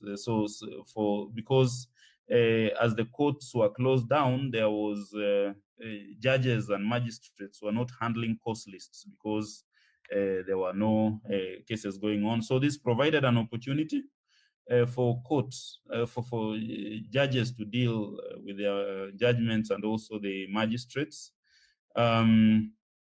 And they have made quite progress with this, because over some weeks back, it was over 7,000 judgments and rulings delivered through video link, others completed and waiting to be delivered because it has to be with the consent of the parties. Hanningtone, what are the best practices and prospects that we can learn from the two regional courts based in Arusha, which can the national courts can embrace? What COVID has done to me, quite unfortunate for the lives lost, for the people who have lost loved ones and for those who are sick, that to me, COVID is an opportunity for Africa to rethink about its place in human civilization. And as East Africa and as part of the Pan-African civilization and system, it's an opportunity to think critically whether our old ways of doing things are going to do us justice for this generation and future generation, or we need to rethink and innovate. Technology has been floated as one of the tools through which we are going to innovate. But then you'll notice that most African countries still have criminalized the use of technology. We have oppressive laws on use of technology. Police will arrest you for misuse of an electronic gadget or things like that. How then are we going to ensure that we use this technology effectively to access justice when we have criminal sanctions to attach to its use? When you still have, data access issues where a lawyer or a litigant cannot freely communicate on their device, on the risk that they are being taped, they are being recorded, and crucial evidence or information they might want to communicate with their attorneys is already being recorded by the person who is not supposed to hear it, who is probably the opponent, and that is the state. Those are opportunities that we must look at and think about recreating our digital, data protection system. Africa could actually lead the trail by being the first of its peers to think of right of access to technology. If we are saying technology is going to play a crucial role in access to justice, in expanding rule of law and human rights, then that technology must be accessed, and the access should not be mere privilege to the few who can afford it.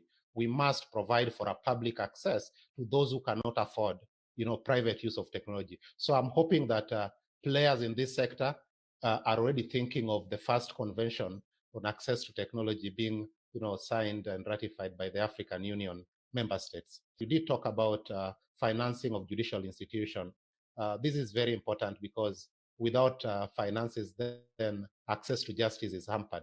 The truth is, most of our judicial institutions in sub-Saharan Africa depend on, finances from, donor communities aside from the national budget. So World Bank, GIZ, USAID, DFID have been providing some finances, and these are not little finances. They do provide even resources away from finances.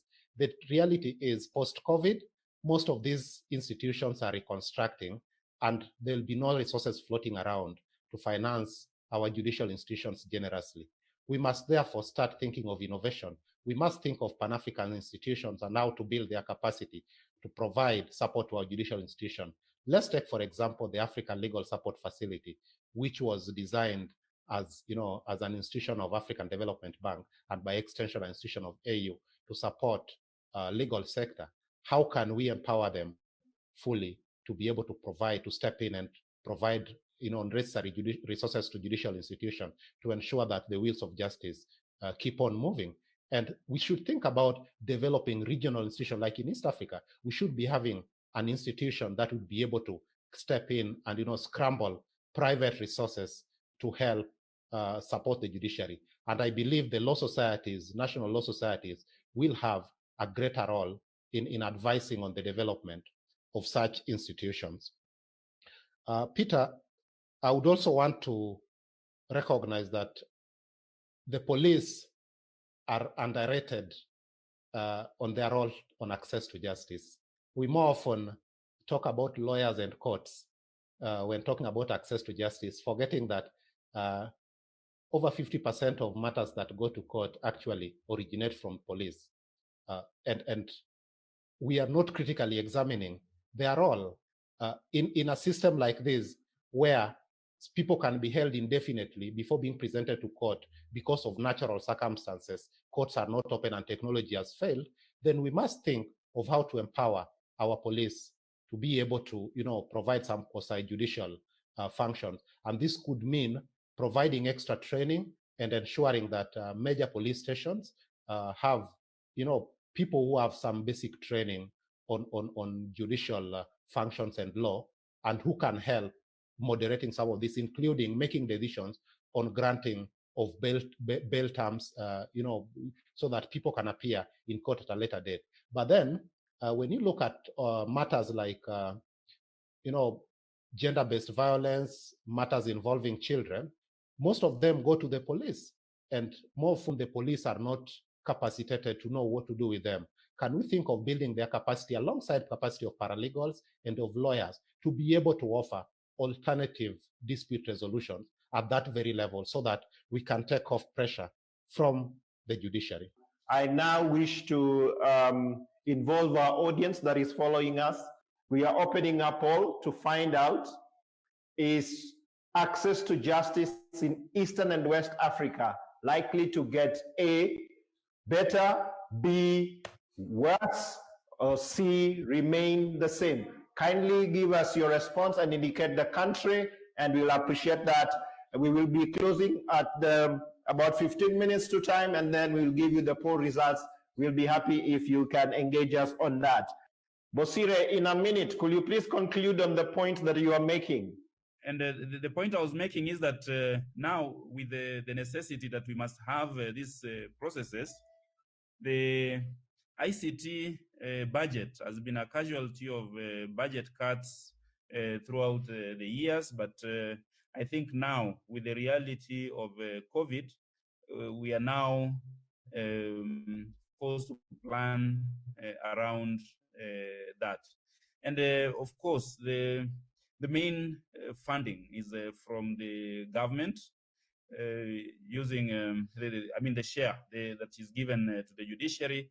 And I believe going forward, we'll see more alignment and sharing of resources to processes, leveraging on technology and investment in ICT infrastructure to ensure that delivery of services we leverage on technology.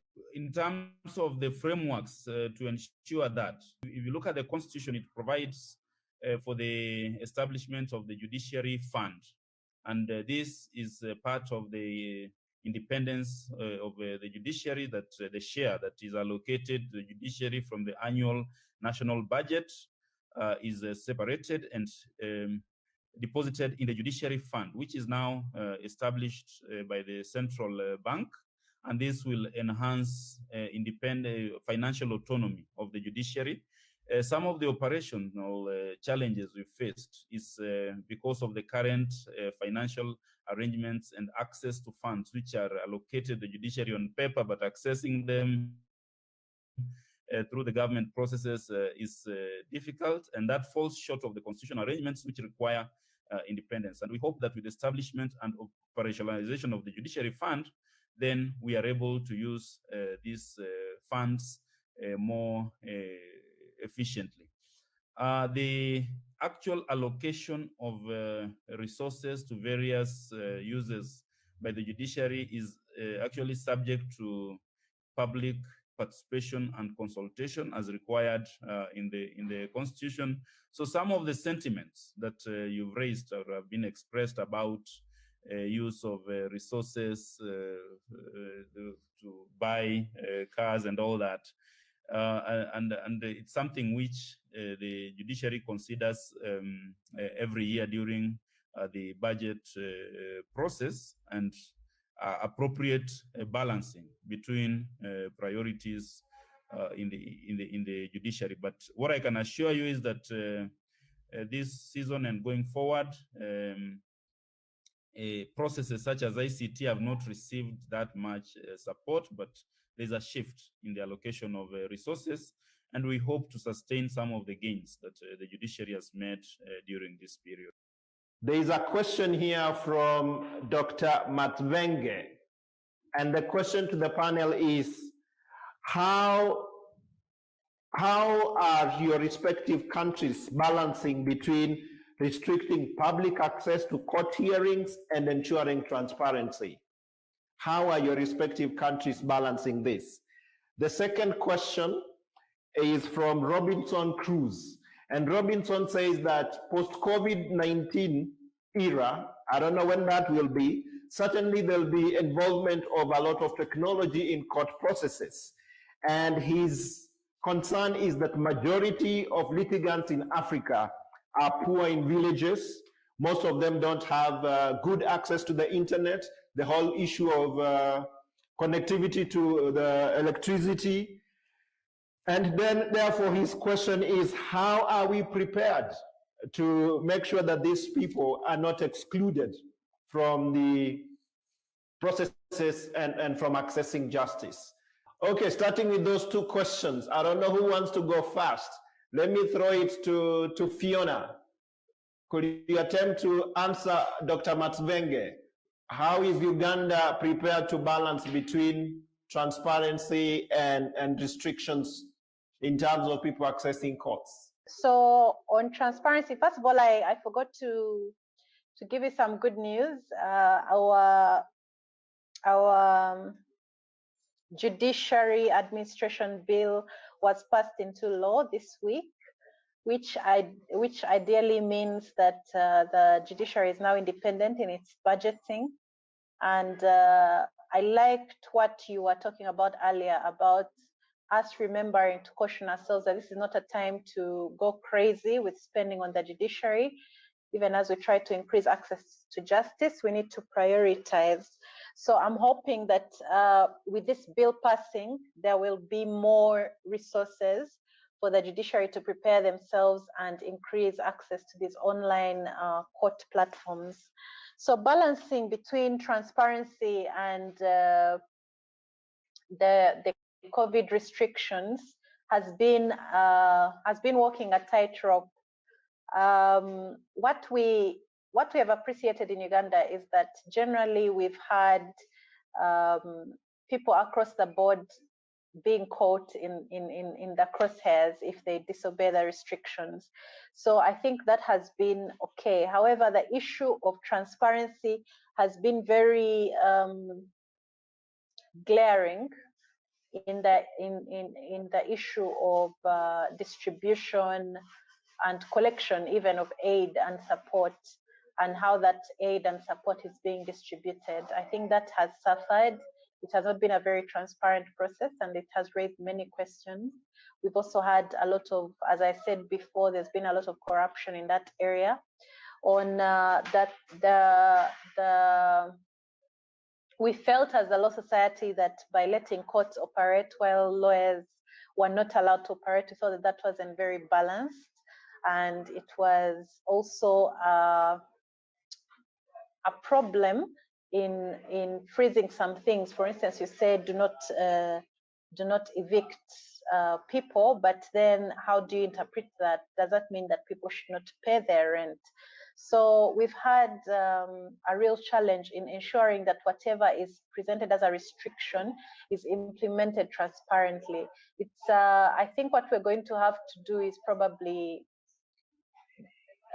do what I think the president in Uganda has come up with a commission to ensure that there's transparency, and if there isn't transparency, it's dealt with. However, we're going to have to also come up with probably a watchman for this webinars. Webinars like these ones are really affecting, will be able to inform if we can create reports that actually speak to our government on this issue. The second question was about access for the poor to these things. I want to also say that even our lawyers are not ready for a lot of this technology that we shall need. I liked what Hannington said, that the countries are going to have to sit together and look at technology as a right and no longer as a luxury, because this is where we're headed. Our president was grappling with how to continue education online, and he was thinking about a screen per village, and you can see how challenging that already is. So if the basic necessities like education already cannot be accessed through these gadgets because we do not have them, imagine what it will be like for justice. So it's still, we're still a very long way, and the legislation itself is also still very behind, and we're going to have to play a lot of catch up. But I think what we can do, first of all, is for us that are involved in the justice, law and order sector, is to structure and to channel funding towards equipping people in accessing. As the legal aid project, we have ensured that we have toll-free lines now, and people can send messages using USSD codes when they need help, so that we can reach them. So if we can also continue increasing this accessibility through simpler ways like this, we can, and maybe having the court premises have all the requisite technology that people can come and access. We will also have to spread it to police stations. But you know that in Africa, our police stations don't even have stationery. So I cannot emphasize enough the need for government to allocate more to the judiciary, to the justice sector. Currently, we're under 3% in the budget. That just shows you the level of prioritization of our government. So we'll have to actually commit a lot more resources. As we've said, that donors will not be able to carry a lot of our burden anymore. So we'll have to have governments taking on this burden and being very purposeful about it. Lukman, responding to the two questions that have been posed. Like I've mentioned, in Nigeria, it's a huge challenge. I'm afraid I'm sorry to have to be reporting a lot of not so good news about Nigeria, but then we just have to say the truth. It's a bit of a challenge because even the facilities, the basic facilities that are required for a typical courtroom are lacking in most Nigerian courts. And unfortunately, this even goes up to the Superior Court of Records in Nigeria, the Higher Court and the Court of Appeal. The basic tools you need are totally lacking. With regards to balancing public access and so on, it's not only a sort of a physical challenge, but it's a constitutional challenge, because the Nigerian Constitution requires in Section 36 that an aspect of fair hearing is not all about having that fair hearing. One of the crucial ambit of fair hearing is public access to the courts. But like I've mentioned, if you go to a typical court in Nigeria, even for a superior court of record, there's little as, in fact, some of them, my bedroom is even bigger than some of them. So it's even a challenge on its own before COVID-19. And I think that a way in which I should think the policymakers are thinking is by force. Of course, when we talk about restriction of public access, that doesn't mean that no member of the public will be allowed into the court. Some members of the public will be allowed into court while respecting social distancing and physical distancing, as the case may be. But of more importance is what I see, or based on my observation, is that they're trying to, as much as possible, push for media coverage of court sitting and court hearing. If they've had a minimum number that they can allow into a court because of the earlier identified challenge of the limited size or the small capacity of courtrooms, I think it will be a useful innovation for them to have a full coverage of the court sitting for people to observe. What probably I may advise is that such coverage should be something like an interactive, a live coverage, like we see, not a recorded coverage, which is going to be done, or which is usually done in most circumstances in the court. And like I've mentioned, I've seen a subtle attempt to push for more media coverage of court sitting based on the recent direction of the Chief Justice of Nigeria towards court sitting in terms of COVID-19. So basically, the balancing of public access to court and transparency is something that is very, very difficult, or is something that may seem to be a bit of a challenge to realize. But I hope that that will be sorted out as time comes.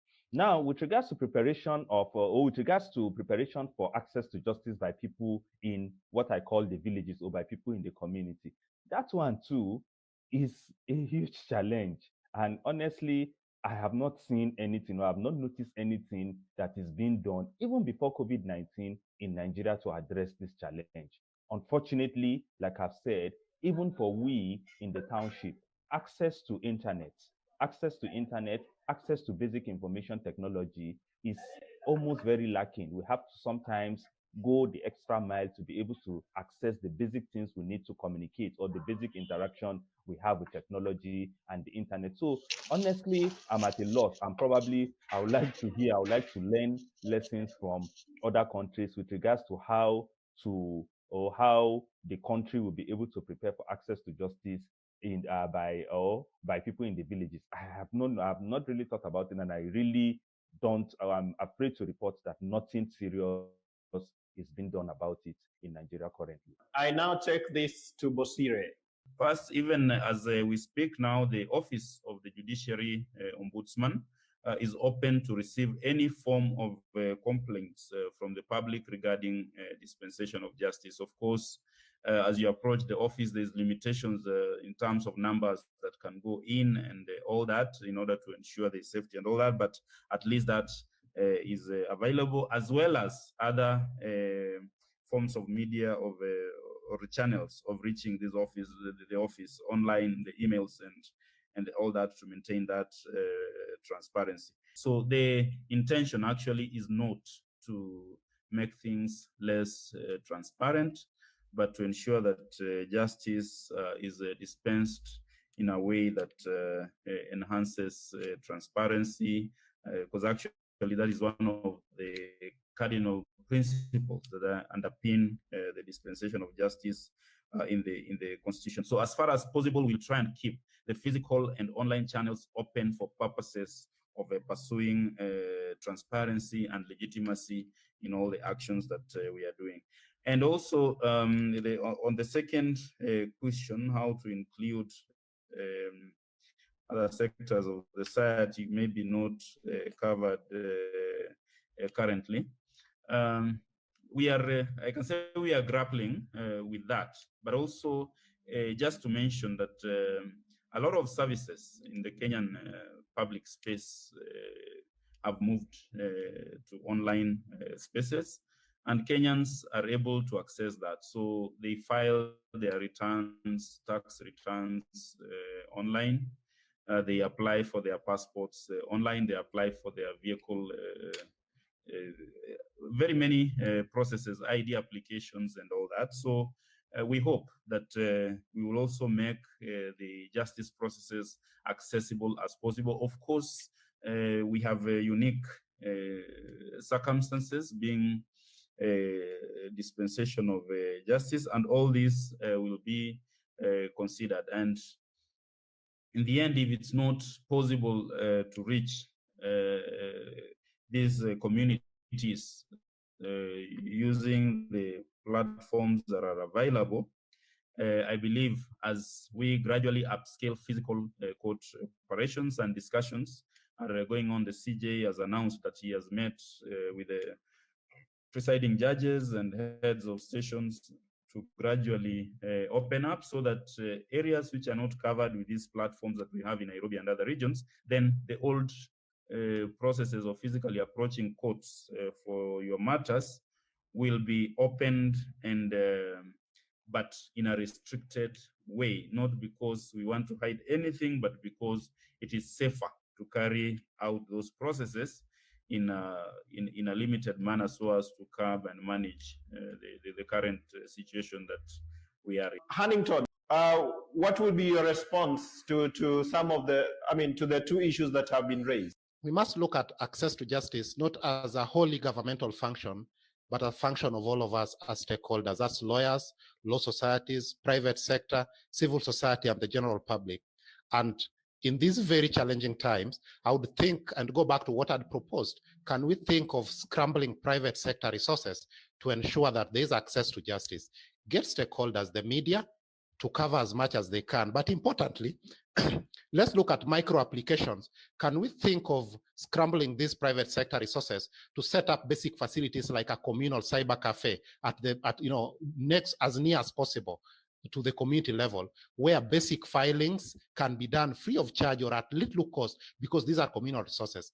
Can we think of putting in basic screens where court proceedings can be laid live. We can do this using private sector and even the law societies and other stakeholders. At the very basic level, at every community, we should be able to do this. That way, we are going to create a new norm where you don't need to, spend money, move from one position to another to go to court. Just at your village level, at the very, very least level you can, you are able to follow court proceedings. And I must emphasize that something that you shouldn't take for granted is the fact that without public access to court hearings, as a general rule, then justice is highly compromised.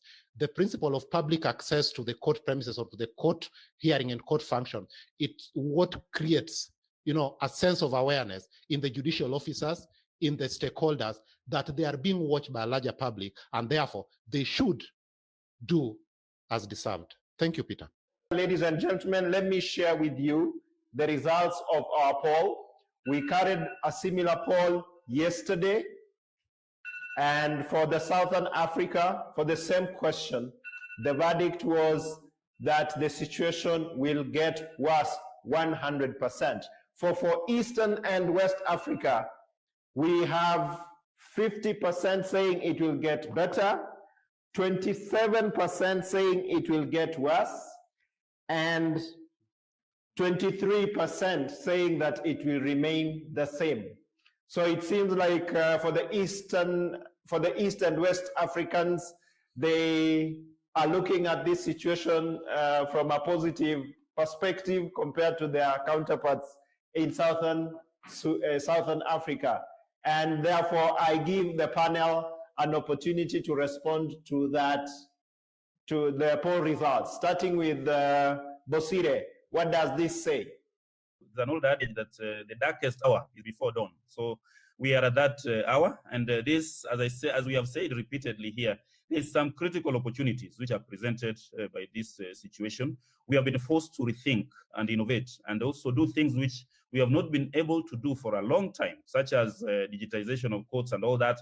Now it is here with us, it's a reality, and we have to plan and implement that. So to that extent, I agree with the majority of this. But that is not to say that there are no challenges. So therefore, even the two others who are less optimistic about the changes, there is a reality with that. There's several challenges, the human rights abuses we mentioned, and the extension of lockdowns and all that, and also the rising infections across the board. In Kenya, we have over 2,000 cases now, heading to almost 2,500, and almost 100 deaths occurred with this crisis, and it's rising. So there's also a grim picture that is being painted by those statistics, but I know we are resilient. We will go through this even when the numbers hit peak.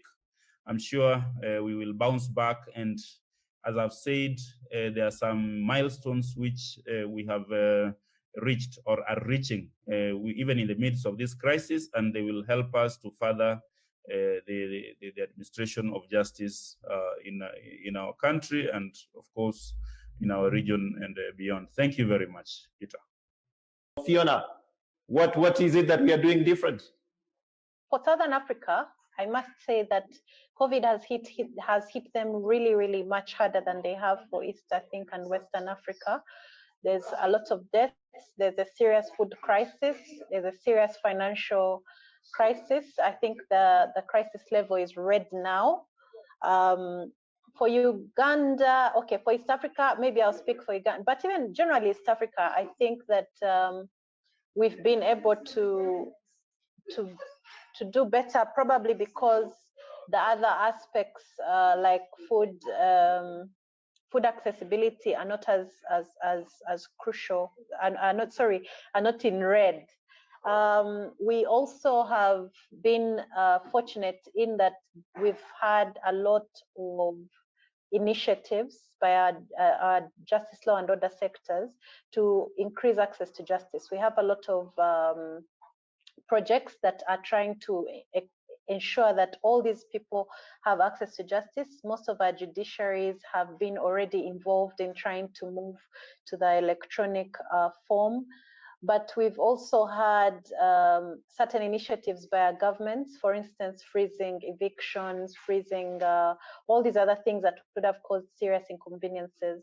As we speak, in the government of Uganda, the president has asked the judiciary to ensure that they pardon those that were arrested during the lockdown for lockdown-related cases that are minor.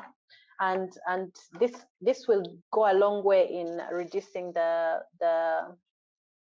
what do you call it, the backlog. We also have knowledge prosecute the knowledge that have been agreed to be given to those people who have been on remand for a long period, and the prosecution is still not ready to prosecute them.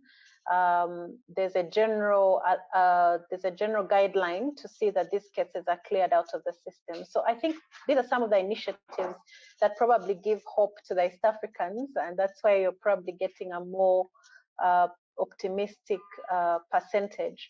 But there's also a general move towards alternative dispute mechanisms, and also towards, especially through initiatives like the Hague Institute for Innovation in Law, there's been an encouragement of young lawyers to innovate and help people resolve their own disputes.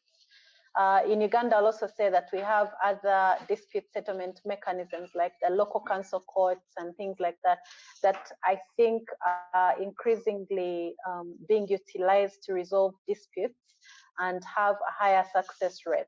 So I would say that these are probably some of the things that are making the East Africans more optimistic about this. While the South African brothers, I think, are really going through a more severe challenge with COVID. In 2 minutes, Lukman, are you agreeing with the opinion or the poll results? If you talk about Nigeria in particular and West Africa in general. I totally agree with the poll, and I think that we're trying to, or I think I've seen a more conscious step by the government.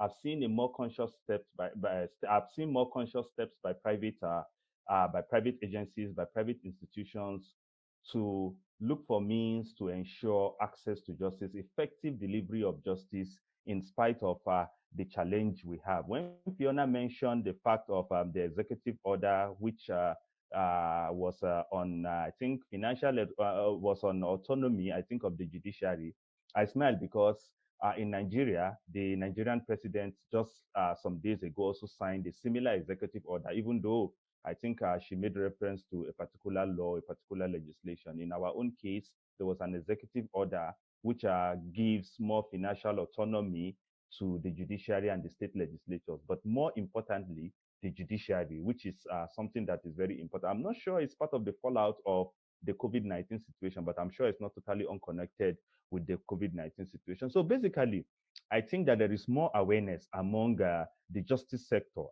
There's more awareness among the justice sector on the need to create a justice sector or build a justice sector that is more in tune with the current events of the world. Like we say, or like everybody will keep saying, COVID-19 or putting in place measures to tackle COVID-19 is sort of a new normal among every sector in a country. And I'm sure the justice sector is also consciously taking a step or taking a couple of measures to ensure that there's effective delivery of justice, and it's effective delivery of justice in spite of the pandemic in the country. I also mentioned about a new guideline by the National Judicial Council, or by the National Judicial Council, which basically outlines everything, or which basically brings in creative measures or creative steps towards the achievement of an effective delivery of justice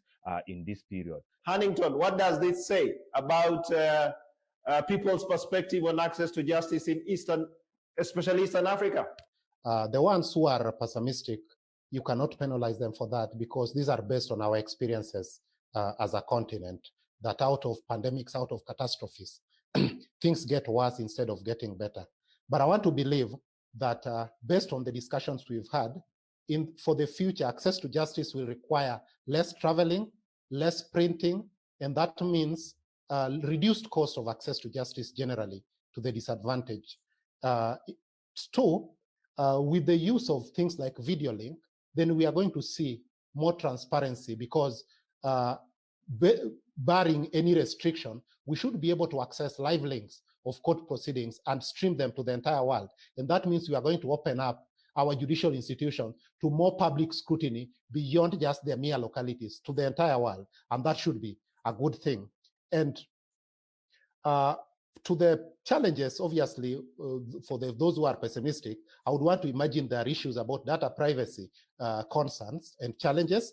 How is this going to be dealt with, especially given that most of countries in sub-Saharan Africa have still not taken steps on data protection? And then, obviously, technological literacy. This is really, quite constrained, even amongst judges and magistrates and judicial officers. So I want to believe that the pessimists are concerned about some of this. But overall, the impression that I have is that despite the current challenge, the coming months and the coming years will be more open, transparent, and fast and efficient access to justice, and even a less turnaround time for delivery of judicial decisions, based on the fact that filing is efficient technologically, and the judges don't have to make traveling, and they can easily render their decision real time. KWAKU, first of all, what is the opinion on the poll? And secondly, any concluding remarks on some of the things that you had left out?